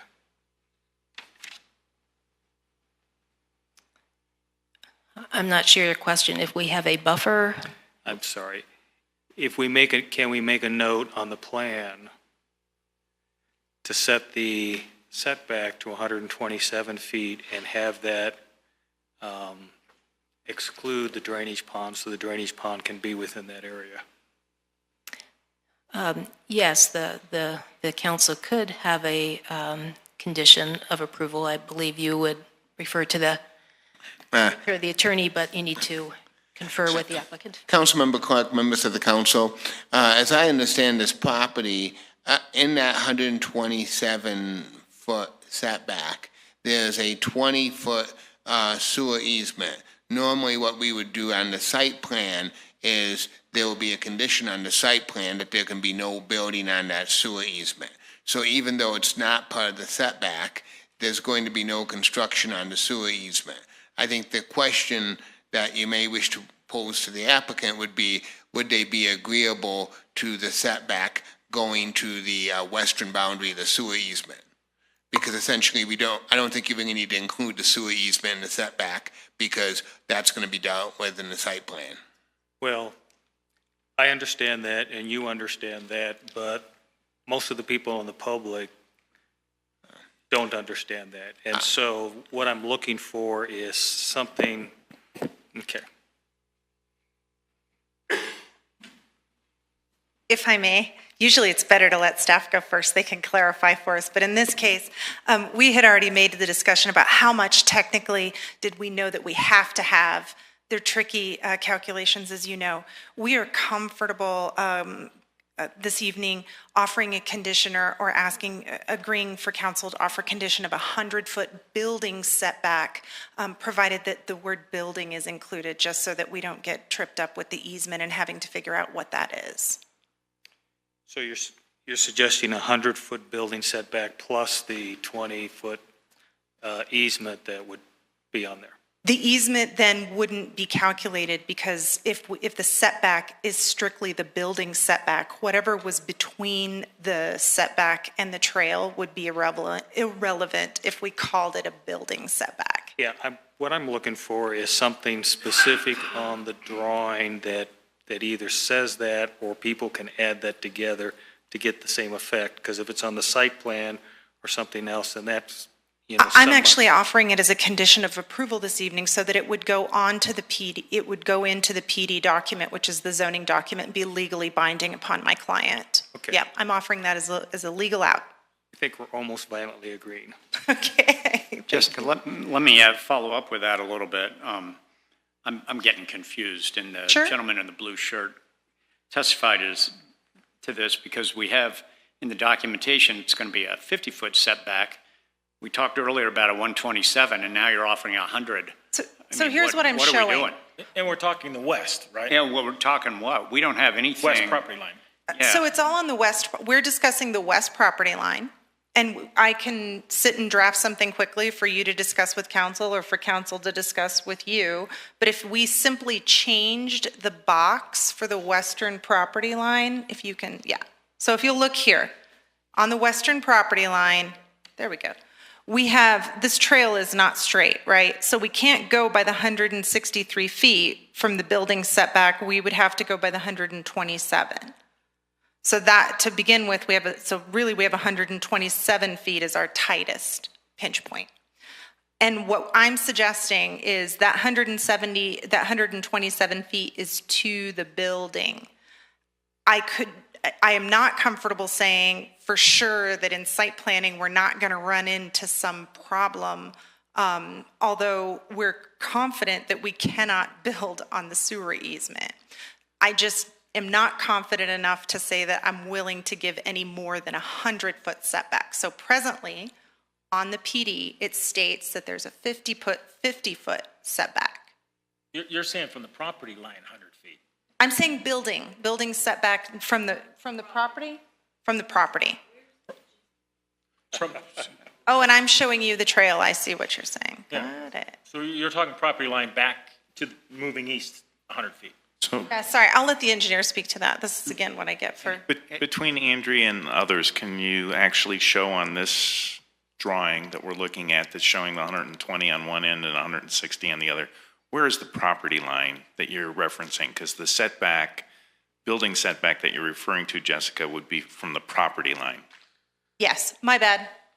but we still. And if I could help, there, you do have another projection from above that clarifies that. It's in the rezoning plan set. It's about 6 pages in, if that helps also. What's deceiving on the aerial is we had to tuck the aerial into the actual surveyed survey, so it's off a little bit. It's a skewed setback. We're upside down.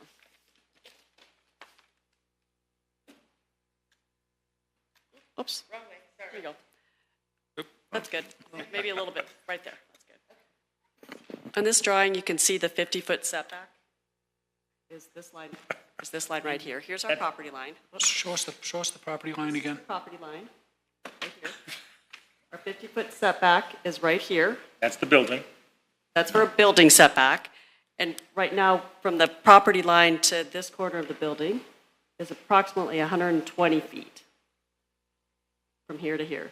So what we're saying, and then this is 160 feet from this property line to this building corner. So what we're saying is that we'll give 100 foot, so double this line, so it's approximately right here. So we're going to say it's a 100-foot building setback from the property line. The sewer line is where? The sewer line is right behind the property line. So it's right behind the building, sorry. This is the east side of the easement line. This is the west side of the easement line.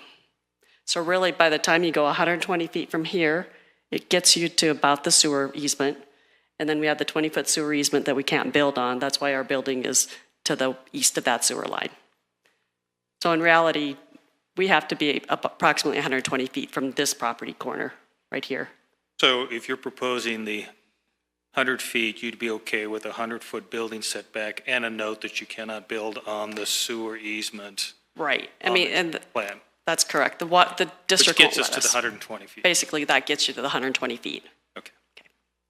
Why don't we just say 120? And the 14-foot elevation is outside the property line, right? Excuse me, say that again? From the trail, the 14-foot elevation. It's approximately 14 foot vertically from the trail here up to this building, vertically. To the building? Yes, to the finished floor of this building. So if this is at 100, this is at 114, finished floor. So just to, I don't know if clarify is an operative word in this discussion, but 120, I appreciate your efforts to clarify this, I really do. So we're looking at 127 feet setback to a building peak that's at 46 feet. So it's about a 30-degree angle, 35-degree angle from the path up to the top. Right, well, it's, yeah, it's from here to here is 14 feet vertical to the building. Right. Then you add the 24 feet at this corner. The 32 feet's more at this corner. Okay. So it's 14 plus the 24 approximately at that corner. Okay. Vertically. Thank you. So Mayor, Council, so the staff is clear if this was to be a condition, we're really looking at a 100-foot setback from the west property line of this property going east, and then what the staff would do when it reviews the site plan is it would incorporate a note that there's to be no construction on the 20-foot sewer easement. I think what we're proposing is there would also be a note on the general plan that there would be no construction on that. We can certainly put that on the zoning plan as well. Okay. So I want to make sure that all of council is in agreement with that stipulation on there. To be clear for me, so we're talking from property line, the west property line, the building, no construction within 100 feet of the west property line. Actually, 120 feet, because there would also be no building on the sewer line. So, yes. So why not just say 120? Yeah, and that's include what the easement. Yeah. You know, To the east of the sewer line. I was told there'd be no Weren't we at math in this job. 126 at one point? I mean, if it's 120, why don't we say 120? Well, I mean, the 127 was an approximate measurement. So, you know, if we want to get exact, I'd like to, as an engineer, we'd like to, you know, measure that exactly. So the 127 was approximate. So that's why we're just saying, let's go 100-foot buffer, 100-foot setback. We'll have the sanitary sewer easement, which we are not allowed to build on, and we're there. I mean, we can't cross the sanitary sewer easement with our buildings anyway. Can And I- I don't want to nitpick it down to 126 or 127. That just, Can I suggest that this is a big enough issue that you just agree to the 120 foot? You can have a note on there that 20 foot of that is whatever you want to, but, that's fine. If okay. Fred, Why wouldn't we the just say boss. to the east of the existing sewer line? Then I think we'd probably have to define that sewer line and stuff. Maybe we just go the I mean, 120. and, because you've got a pretty good idea where the sewer line is. Oh, yeah, I absolutely. mean, we may be talking 5 feet one way or the other, but it's Right. not worth. So it sounds like we'll commit to the 120. So, Council, I feel like, so just in clarity, in that first 100 feet, they're not going to build on it. That's the point. That's correct. Only landscaping, water quality pond. We'll have some structures in the water quality pond, but no building. And then the 20-foot can't be built on, and that gives you 120. At what point setback from the property line are the current buildings? The current buildings are probably about 130 feet back from the property line right now. Okay, so this would put it 30 Should slide feet. it about 10 feet further to the west with our buildings. I have one question. Then on the fenestration on the west side of the building, is it just going to be a flat wall? What are we going to have there? There'll be, I mean, it's the wall, there'll be, the architecture kind of, you can see on the building elevation, it kind of shows the cutouts or the innies and outies, I like to call them, of the Okay, building. gotcha. Yeah, so it's not just a It's not straight just a wall. flat, no. What are you going to do with that berm? With the slope that is between the building down, Mm-hmm. we're not proposing to do anything with it. It'll stay in place as it is today. So you'll still have that change in elevation? Yes, correct. And the sewer line is down in the flatter area? The sewer line's up above. Oh, it is up above, okay. Yes. There's another one. Isn't there? Okay, any Because we had- questions over on this side? Phil? Jeremy? Okay, over on this side, Peggy? Doug? Okay. Yeah. So do we have any other clarifications for staff or for the applicant? Go ahead. Okay, let's go ahead. Then we'll get a motion in a second. And this would be for the engineer again, sorry. What about lighting? Nighttime lighting, that kind of stuff. The only lighting that is on the site is on the buildings themselves, and I do not believe there's any lighting on the exterior, on the west side of the exterior building. And I believe we have to meet all the Littleton criteria code for lighting to release any foot candles above, beyond our property line, but there's only lighting on the building face itself. No loudspeakers, none of that good stuff? No. Okay, thank you. Follow up as well. What about signage on the side of the building toward the path? Zero?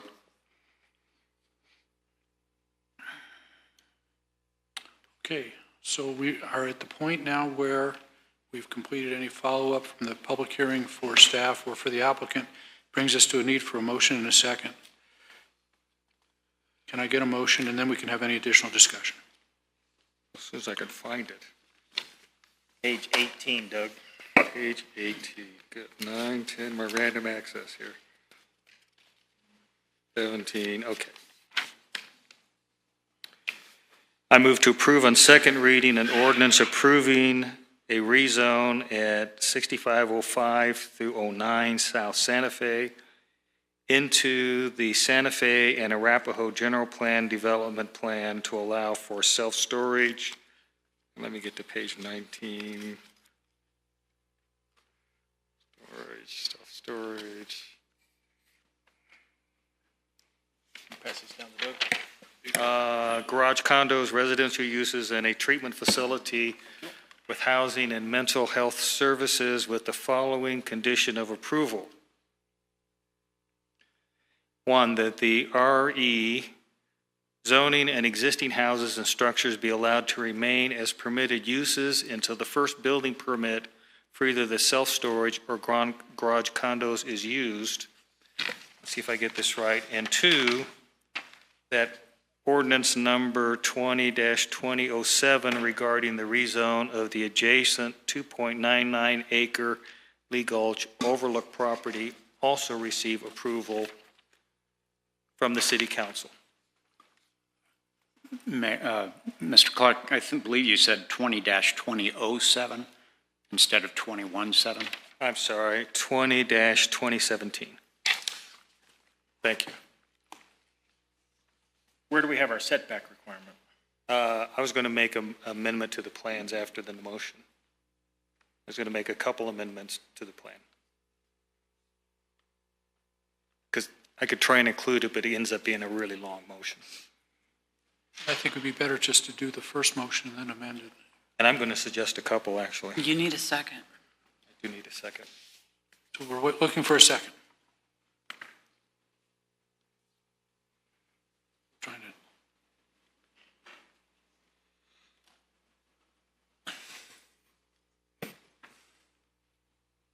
Without that setback, I'm not going to.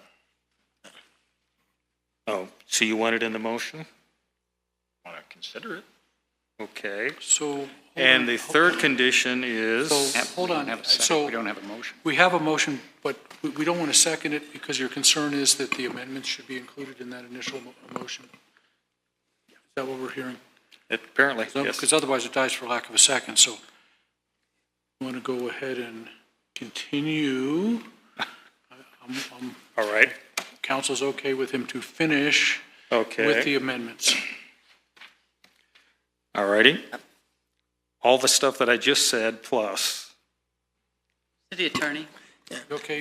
Mayor, I guess the applicant has mentioned to me that they may have a concern on this setback issue. I know the council's making a motion, but I would hate to have the council make a motion and then we get into an issue. So I would ask if the mayor could maybe recognize the applicant long enough to enunciate that concern, and then if council wishes to go ahead with the motion, so be it. But the applicant has indicated, in looking at this, they may have a concern with this. And that would help Doug, that would help Councilmember Clark properly. Yeah, it might help Councilmember Clark in saying the correct verbiage to reflect what it is we're looking for. Yeah, whoever you want. One thing I wanted to look at one more time is that distance. I didn't want to commit to it. Just looking at this again, if you can see, this is 50 feet scaled. Mm-hmm. And if you double that, bring it over another 50 feet, it actually hits about right in this location. So it's really closer than, it's not really 120 feet. That 127 that we were talking about on the other drawing was actually from the trail, 127. So I just don't want to get caught up with saying 120 and then I'm incorrect and I lose part of the building. So I don't know if there's any way instead to say, to the east side of the easement line, like you said, or something to that effect, unless we actually measured it. I don't want to commit to the 120 because I'm going to make someone very unhappy if I misstate that. Well, I think it's pretty apparent that if we don't put it on, you're not going to get anything at all. So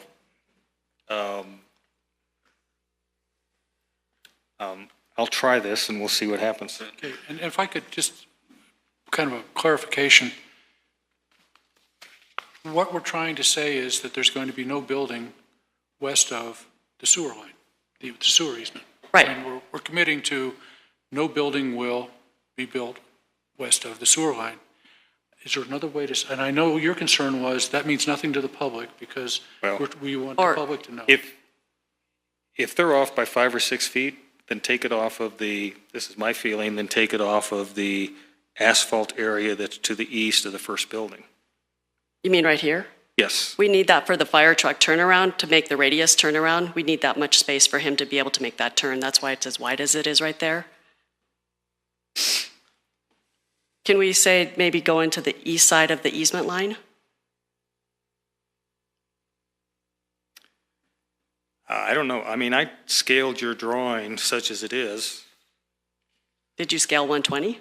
I scaled 120. Now, at 11 by 17? Well, scale? no, whatever this thing is, so. Okay. So it may be off by 3 or 4 feet, but I think you can hear the sentiment. I understand. I was just saying that, like I said, we need for the fire turnaround truck to make that turn around that corner, and then we were just hoping that we could go to the east side of the easement line. I'm hoping that that's what ends up happening too. All right. So let me try again. With the council's indulgence, if I can find page 18. New motion. Well, there's no second. So. Yes, there's no second. Mayor, I believe there was no second to the original motion, so it died. So right now we're at the beginning of making a motion. So what we want to do, so I'm hearing the attorney say, the original motion without any clarifications or amendments yes, died for lack of second. Did it get a second? It did not get a second. Then it died, so now we're back to the original making a motion. yes. So you're going to make. So I'm going to start now again you're from on your scratch. motion. Okay. Okay. Let's give it a try. So, Make motions all night? Yeah, we can do them on that. Just make, I thought it dies. I thought it died. It dies? Yeah, if there was no second to the original motion, then the original motion dies for lack of a second. So you can just So keep we really making. can't. What you wanted to do, is that correct? I think the intent was to try to present the original motion with clarifications, and the concern. And then have an amendment? I heard from at least one person was they didn't want to do the original amendment, the original without the amendment included in it. You know, they felt they wanted it as one. So, Mayor, my suggestion would be, just because this is getting kind of convoluted, I'd let the original motion die for lack of a second, and then have a council member can make a motion, including the amendment in the new motion, and council can proceed from there. and that will die if the no second comes for that. Then we keep on going until So we're done council with gets a amendment. motion that Motions. okay. can We move adopt. on with So- the agenda. I'll try one more time.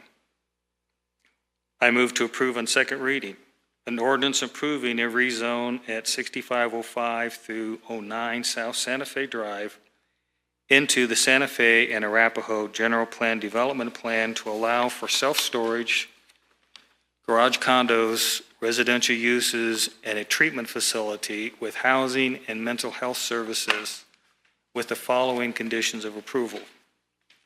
Number one, that RE zoning and existing houses and structures be allowed to remain as permitted uses until the first building permit for either the self-storage or garage condos is issued. Number two, that ordinance number 20-2017 regarding the rezone of the adjacent 2.99 acre Lee Gulch overlook property also received approval from the City Council. Number three, that the minimum building setback from the west property line be 120 feet. Number four, that the building height be measured to the peak of the highest point of the roof. Number five, that the western edge of the property be screened with evergreen trees. The western edge be screened? Okay.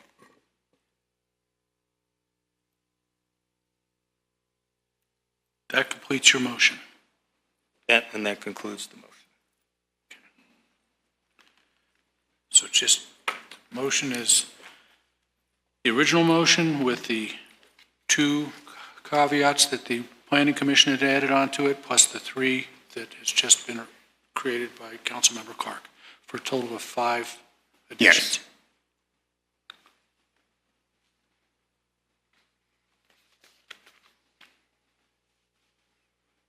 Do I hear a second?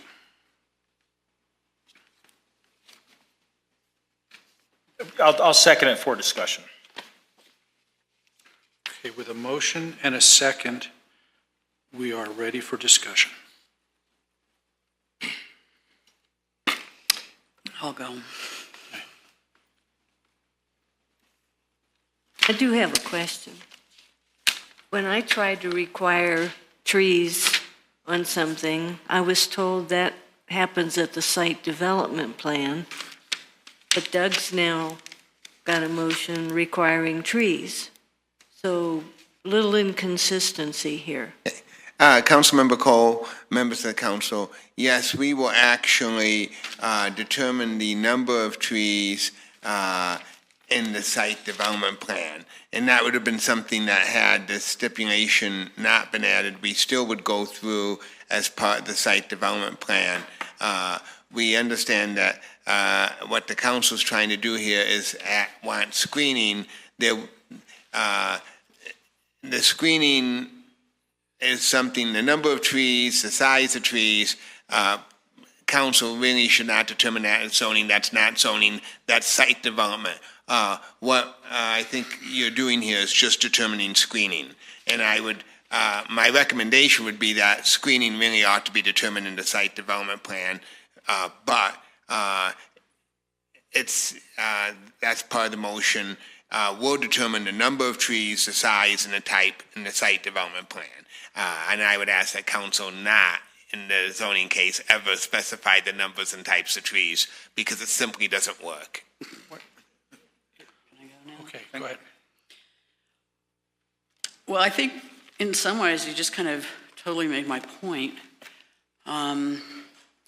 To have this depth of discussion about how we're going to screen a new development because we don't want it to be seen from our river corridor is a pretty strong indication to me that there may be a reason why there were crickets at the time of looking for a second on this. I'm not going to get into a debate about whether storage units are necessary. We don't have enough. I did a quick Google search, found 22 within 7 miles of my home. They're a booming business for a lot of obvious reasons, and we have a number of new ones that have been built in Littleton. I have one across the street from me, which, by the way, is built on a corner with one of the most incredible views of the entire Front Range from Pikes Peak all the way over to Longs, and you can see it from a corner of a storage unit now. So I think one of my biggest concerns is, once again, the location, and once again, it's the importance that we've placed along that river corridor.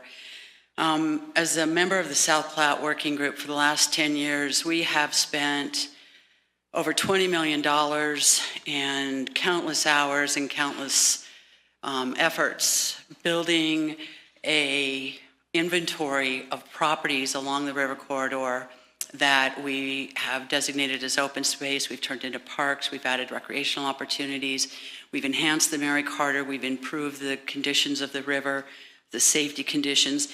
So there's a massive commitment from this community for that particular, that stretch of river through Arapahoe County, frankly. Littleton has always supported everything that's been done along there, and I think it's incumbent upon us to continue to support Littleton's support of that. I find it fascinating, again, that we're sitting here talking about how do we build something with its back to the river and ignore the beauty and the benefit of that. I think there's opportunity. I'm not going to sit here and try to design this piece of property, but I think that there's opportunities for that piece of property that are far more beneficial to our community. This, in addition to that, provides absolutely no sales tax. It provides essentially no employment opportunities. I'm very concerned about the condo car aspect of it. We do have it right between two very quiet facilities that are really there because of that solitude and that quiet that's afforded them. They make great neighbors. I'm not sure this is good in the center with what could happen there. I understand the HOA, but I also think it would be challenging for those neighbors to have to police some of that activity, which is what they would have to do. It would be, calling on noise complaints and that type of thing. So I don't feel comfortable doing that to our neighbors. Either the All Health or the Denver Seminary. I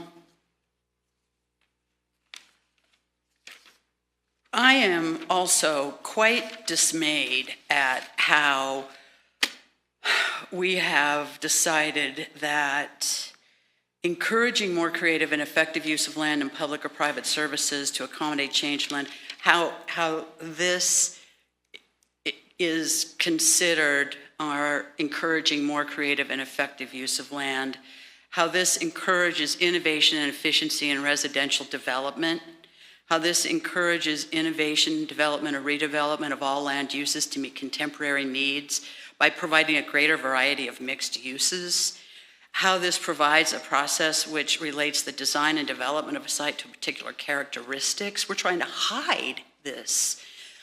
These are justifications given for why this is appropriate.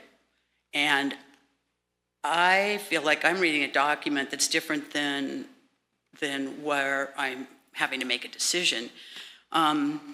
Visions for the future of Littleton. Littleton will value livability, diversity, and progress. Value the importance of its citizens and its natural resources. Again, I'm struggling with how this does that. Strive for sustainability and economic, environmental, and social decisions. This is the same thing. And raise the bar to increase the quality of community and economic development. I'm sorry it misses on all four for me, and I could go on with others that are through here. Treat the South Platte River and its tributaries as the city's most important natural asset. Yeah, let's do that. This doesn't. I do not support this. I appreciate the applicant. I appreciate 2 years of working on this. I think the fact that it took 2 years may have been an indication that this was in some ways trying to put something in a place where maybe it just wasn't going to fit. I appreciate the need for storage throughout all the communities, although as an organizer, I have other opinions about what people could do besides store their things, but that's different. But I think that one of the things we want to do is we want to maintain this effort that we have and that we have committed to, and the city's committed to, and the citizens have committed to protect this river corridor and to continue to enhance it and to continue to use it as an economic opportunity for our community.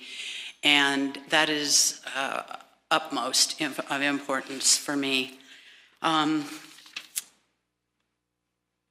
Someone came down here and one of the public comments said, remember how we want Santa Fe to look.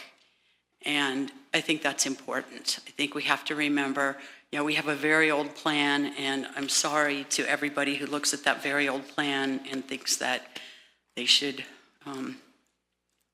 that it's a good plan. It's being revised, it's being reworked, but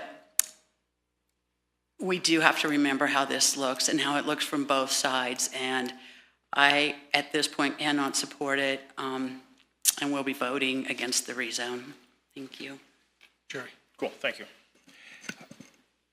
I am concerned about the noise with the cars there. That boys will be boys and they will rev their engines.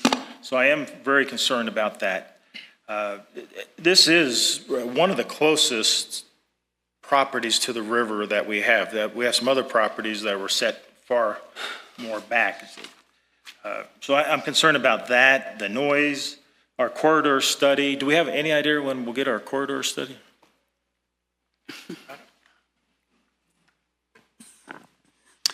Council member, if you remember in the discussion of the council priorities, we recommended to the council that we not complete the Santa Fe corridor because of CDOT's preliminary environmental linkage study that will actually address a lot of those issues up through that process, and that we would simply be duplicating that effort. And it would be our recommendation that we allow the CDOT process to proceed first, and then whatever issues that go beyond that the council wants to consider, that would be the time to complete the rest of that corridor. And that was the discussion we had, was that last regular meeting, right? Well, we did touch on it in a last regular meeting 2 weeks ago. I think we also discussed it in a study session here roughly a month ago when we were, maybe a little longer now, when we were talking about all of the council priorities. Yeah. The other, my last issue here is too, is it's not oriented to the river. We've made some big issues out of the river, how many properties in the past have not oriented to the river, and how we would really want things oriented to the river. So, thank you. I think it's very possible to design storage units so that they're disguised very well. And the example I'll give is the public storage that's on the south side of Mineral between Littleton Academy and the CenturyLink Network Operations Center, or the old Michelin Tire Company. Most people have no idea that that's a public storage unit other than the sign that's in the front, because it's designed to look like the office buildings. I am concerned that from the views from Lee Gulch, in addition to the Mary Carter Greenway, I went and walked Lee Gulch this afternoon to look at how this would probably be affected.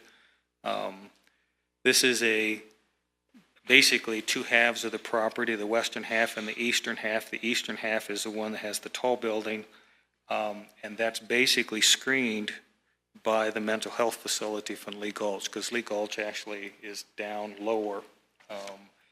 You might be able to see a corner of this big storage unit from Lee Gulch, but you'd be hard-pressed to see much more. And if you really strain, you actually can see some of the seminary dorm rooms or dorm buildings, and those are quite tall. I'll remind the council that it wasn't all that many months ago that we rezoned condos that were immediately abutting to the river on the west side, just north of Bellevue.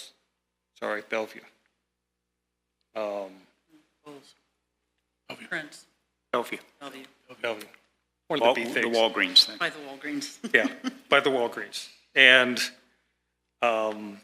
we rezoned those condos, and that was from a commercial to a residential, and I'm very reticent to do that, but that particular property, I think, fit that development, and its location impeded commercial development.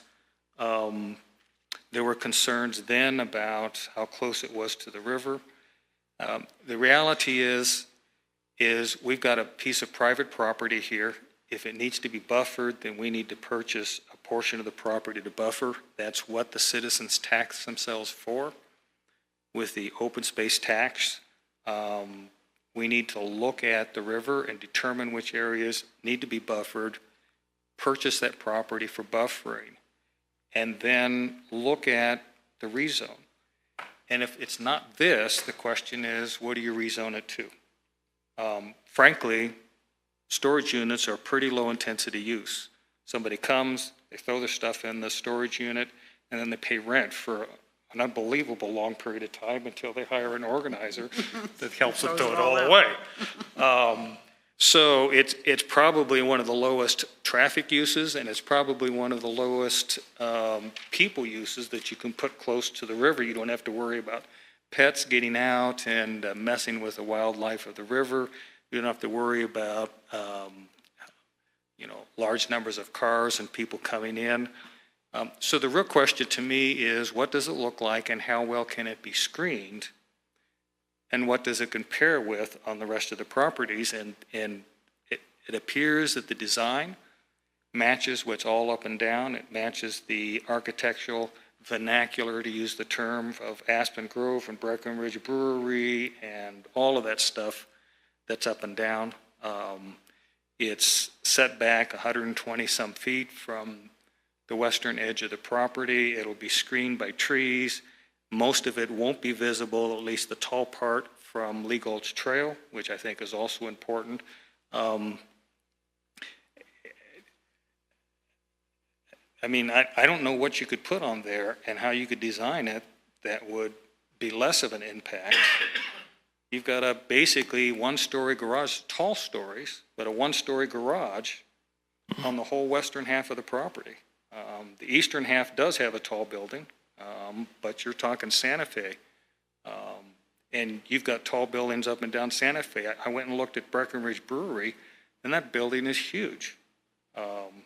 And Aspen Grove, the building's Alamo, which is close to Santa Fe, is huge too. So I think we need to be consistent. I think we need to, if we're going to buffer the river, then we need to get off the dime and do it. Actually, we need to get off the $1 million and do it. And the citizens have taxed themselves to do it, and that's what we should be doing. But looking at this as a zoning, I think it is appropriate to put here. I think it's shielded well. I can't imagine what you would have as an alternative to go here that would be less intrusive than what this is, both by use and by design and siting. Phil. Yes, thank you, Mr. Chairman.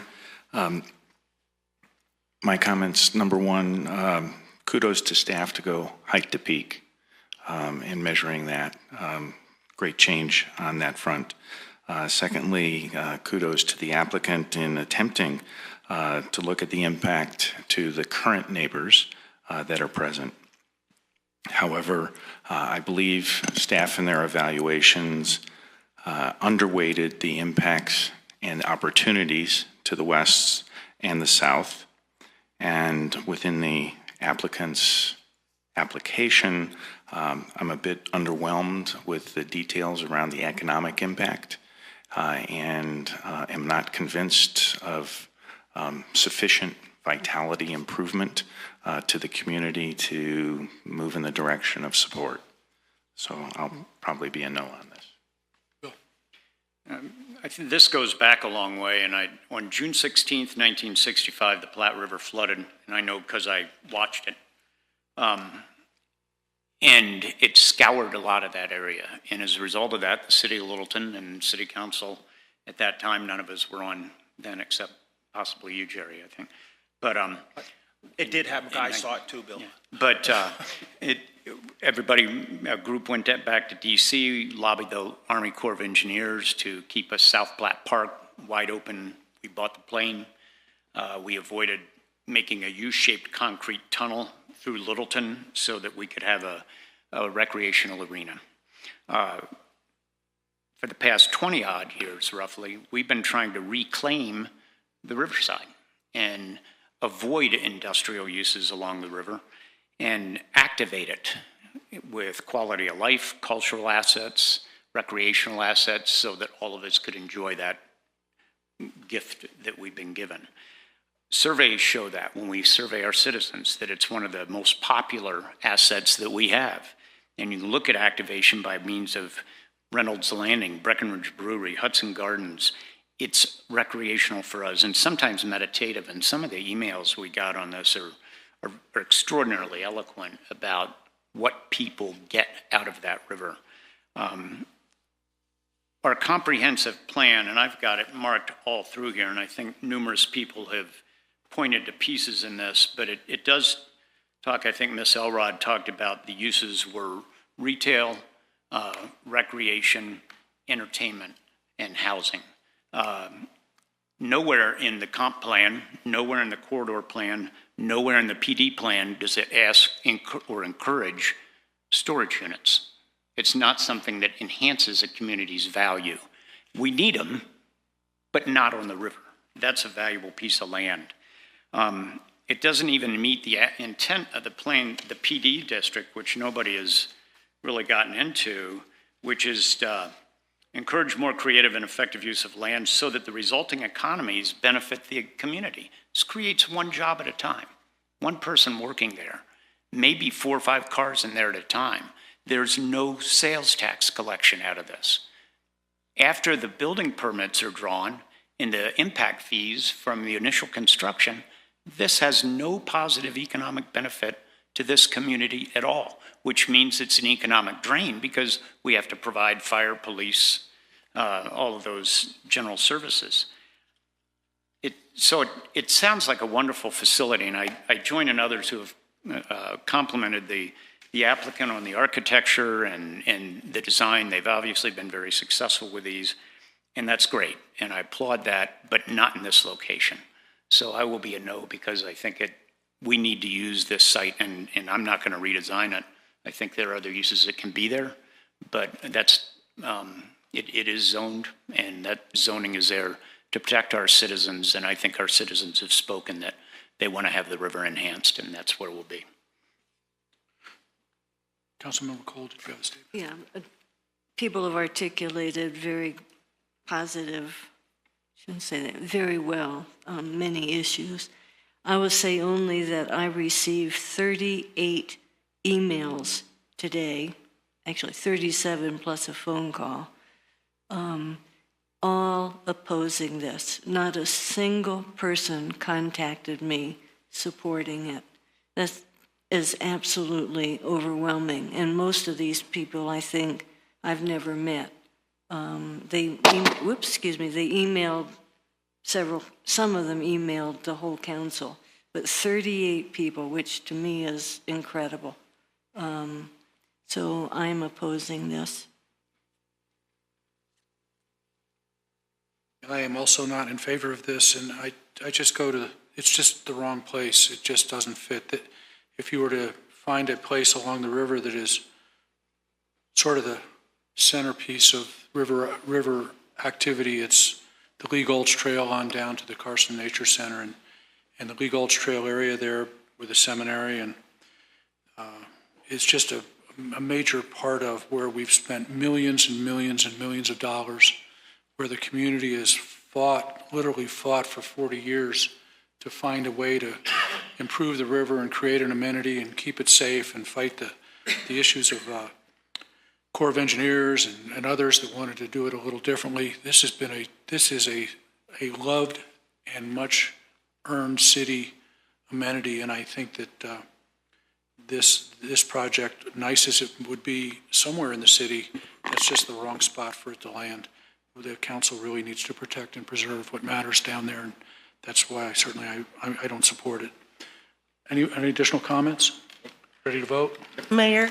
Yes. Excuse me, before the vote, the stack of emails that I provided you tonight, we need to enter those into the record, along with any, you can say this, along with any others that were received after 5 o'clock.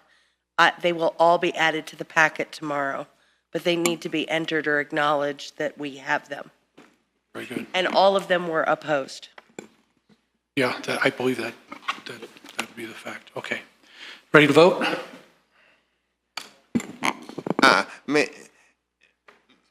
Okay. Just on the issue of the emails, so we make sure we have a record, did any council members receive any emails that we did not come to the clerk? There's some that have come in during the meeting. Yeah. If they came in this afternoon, I was busy with something else, so I may not have even seen them.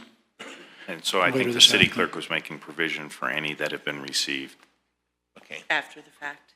Yes, I mean, my concern would be, because this is quasi-judicial, if council members received emails that were not part of the record, you can't consider things not part of the record, as long as we're sure that we have them within the record. Okay, then everything that was admitted up to 5 o'clock? You have. I have, and they have. Okay. Excellent. Okay, the motion failed with a vote of 1 to 6, with Councilmember Clark voting yes, and the remainder voting no. So this brings us to agenda item B, which is the companion piece to this. It's ordinance 20-2017. It's an ordinance on second reading approving the rezoning of the Lee Gulch Overlook Open Space and Trailhead Track C from PDR to Open Space Zone District. We have a staff presentation? Mayor, this item is essentially moot, because since the prior one, this was basically conditioned on the prior one being approved. So with the prior one being rejected, there's no reason for council to proceed with this item. Do we need to make a motion to postpone indefinitely, because this you can is a move second? to table. Yes, you could move to table this item, in which case the item dies. Can I get a motion to table then? Move to table indefinitely. Second. Ready to vote?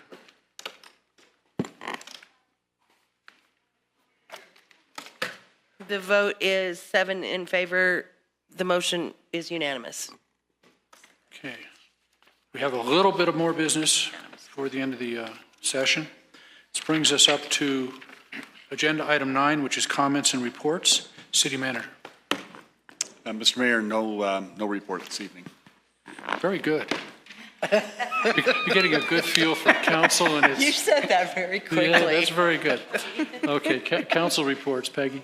I'll just comment, I attended the back-to-school night in Promise Park on Sunday, and the fire folks were there, police were there, but it was a bit muddy on the grass, so there wasn't quite as much excitement gathering around vehicles because they couldn't, the police cars couldn't get up on the grass and kids couldn't climb in, but I'm hoping next year we maybe will have a little more support of that event on behalf of the city.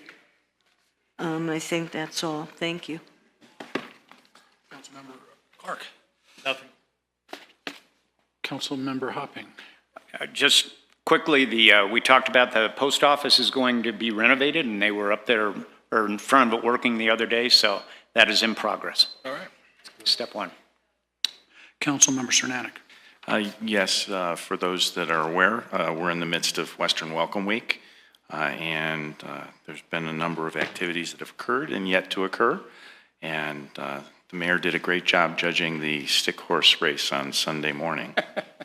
Also, the Strategic Action Planning Group on Aging, which is for Colorado, is going to be having a Denver regional meeting on November 2nd. For those interested in senior issues, November 2nd is the day after the governor's budget will be out, and some of the resources will be at least positioned by the governor for consideration for seniors. And September 2nd, AARP is having a session on mobility for seniors, and that will be, if folks are looking for the details on that, you can contact me. Thank you. Councilmember Valdez. Cool. Western Welcome Week Taste of Littleton is tomorrow night down here at City Hall or City Center. And normally the city puts out a flyer, but I didn't see one that has a list of all the activities that have. I didn't get one. There is a blue flyer. There you go. That's usually it comes in the mail. We didn't mail them out this year. It comes in the Littleton report. Here, Peggy's going to give you hers. No, that's an extra one. Oh, Peggy's giving you an extra one. There. But my question was, don't we normally mail them out for everybody? And with the I do not know the answer to that, but I'd be happy to respond back to you. I did get one in my Littleton report, I believe. Yeah, I believe that's how I got it. Cool. Thank you. And I don't have anything additional to add with that. I do. Oh, I'm sorry, Mayor Pro Tem. Please let her speak. Yes.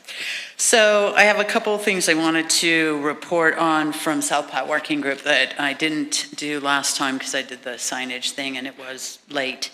But these are both really very pertinent to what we're talking about today.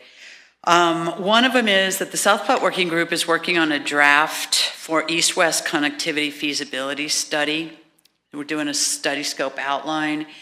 And part of where that came from is that we identified a number of places along the Santa Fe corridor that were restrictive to people accessing the river. So we have some real, like they like to call them pinch points, where people literally are having to cross 6 lanes plus 2 turn lanes, could be 8 lanes of traffic across Santa Fe just to be able to get to the river, and that becomes very precarious when you've got dogs and bikes and kids, et cetera. So we've identified a number of those throughout Inglewood, Sheridan, and Littleton. In Littleton, we've identified Bowles Avenue at Santa Fe, Bellevue at Santa Fe, Mineral at Santa Fe, and Prince at Santa Fe.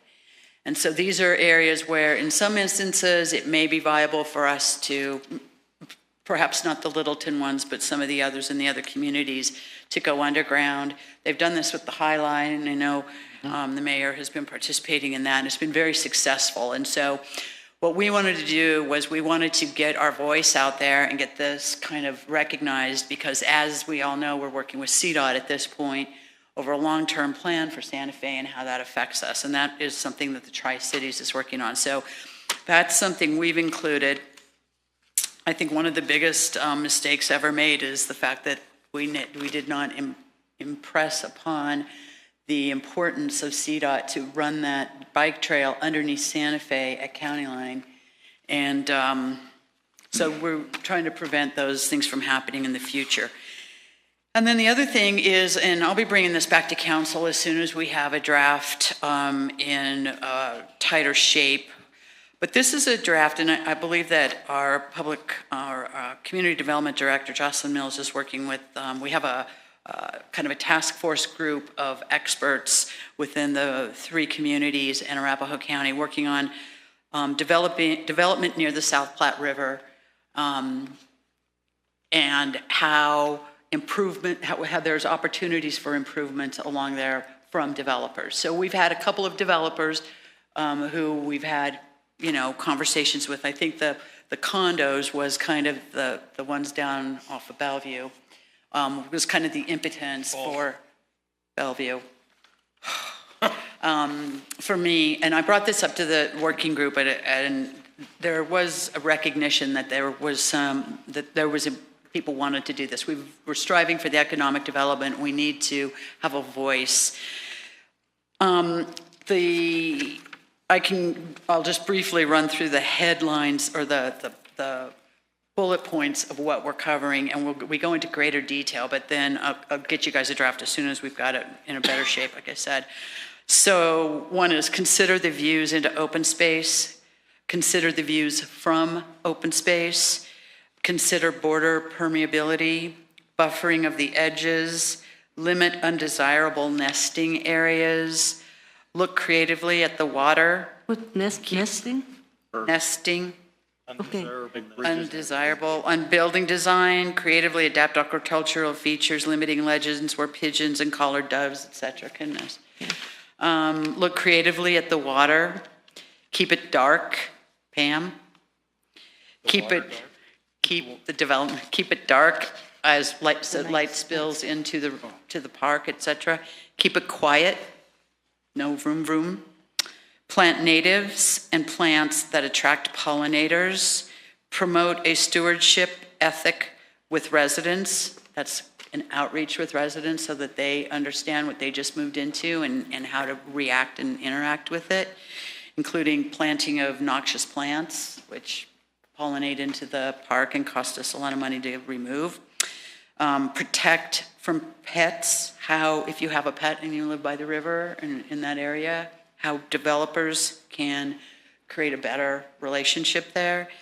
Protecting from trash. So those are the key points. They're all being elaborated on with a lot more detail so that what we hope will happen is when a developer brings in a project that reaches a place amongst, along the river, that then this information is shared with them and they have, it's guidelines, it's please think about this as you're developing. There's not a lot of teeth to it, but it's a nice way to ask them if you want to come into this area, these are some things we look for. I know there's already stormwater regulations around the river, but respectful use of the river so that when folks do enter the river might be a consideration if it's not covered within those items. No swearing. Mr. Mayor? Yes. Would you please list the meetings that we have the remaining week? I thought I might do that. So this Thursday, which is August 17th, we have a joint, and this is the one we've been waiting for actually for a while, joint council study session at the wastewater treatment plant with the city of Englewood. That's at 7:30 in the morning on August 17th and is anticipated to go for 4 hours. Long meeting. How long? It says 4 hours on the list. Why is it so long? Okay, hopefully 2 hours and end at 9:30 because it I goes think to I'm 11:30 staying on the beyond list. that, but it's only 2 for the policymakers. Okay. And then Friday, August 18th, the next day, 8 a.m. to 10 a.m., city managers and the facilitator are going to conduct a council retreat follow-up at the Littleton Museum.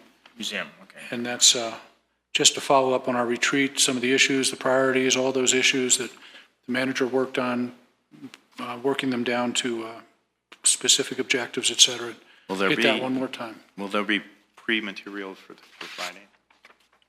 There is. I'm going to be sending out tomorrow morning here copies of the work that our facilitator kind of put together here as kind of the final report. So I'll send that out again electronically. Okay, not specifically council business, but the parade is 10 a.m. start-off time on Saturday morning. Children's parade at 7:45.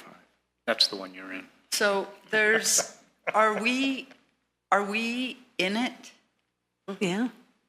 So my understanding, talking to Kelly, Kelly said was that she was going to arrange for an ability for us to be transported at the beginning of the parade, or at our place in the parade, with vehicles that reflect the either police, fire, or military, which are the...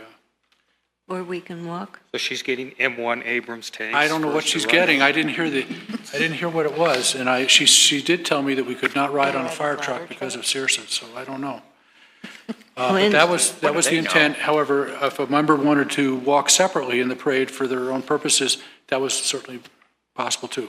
So I have another announcement, if I could, since we're on parade day.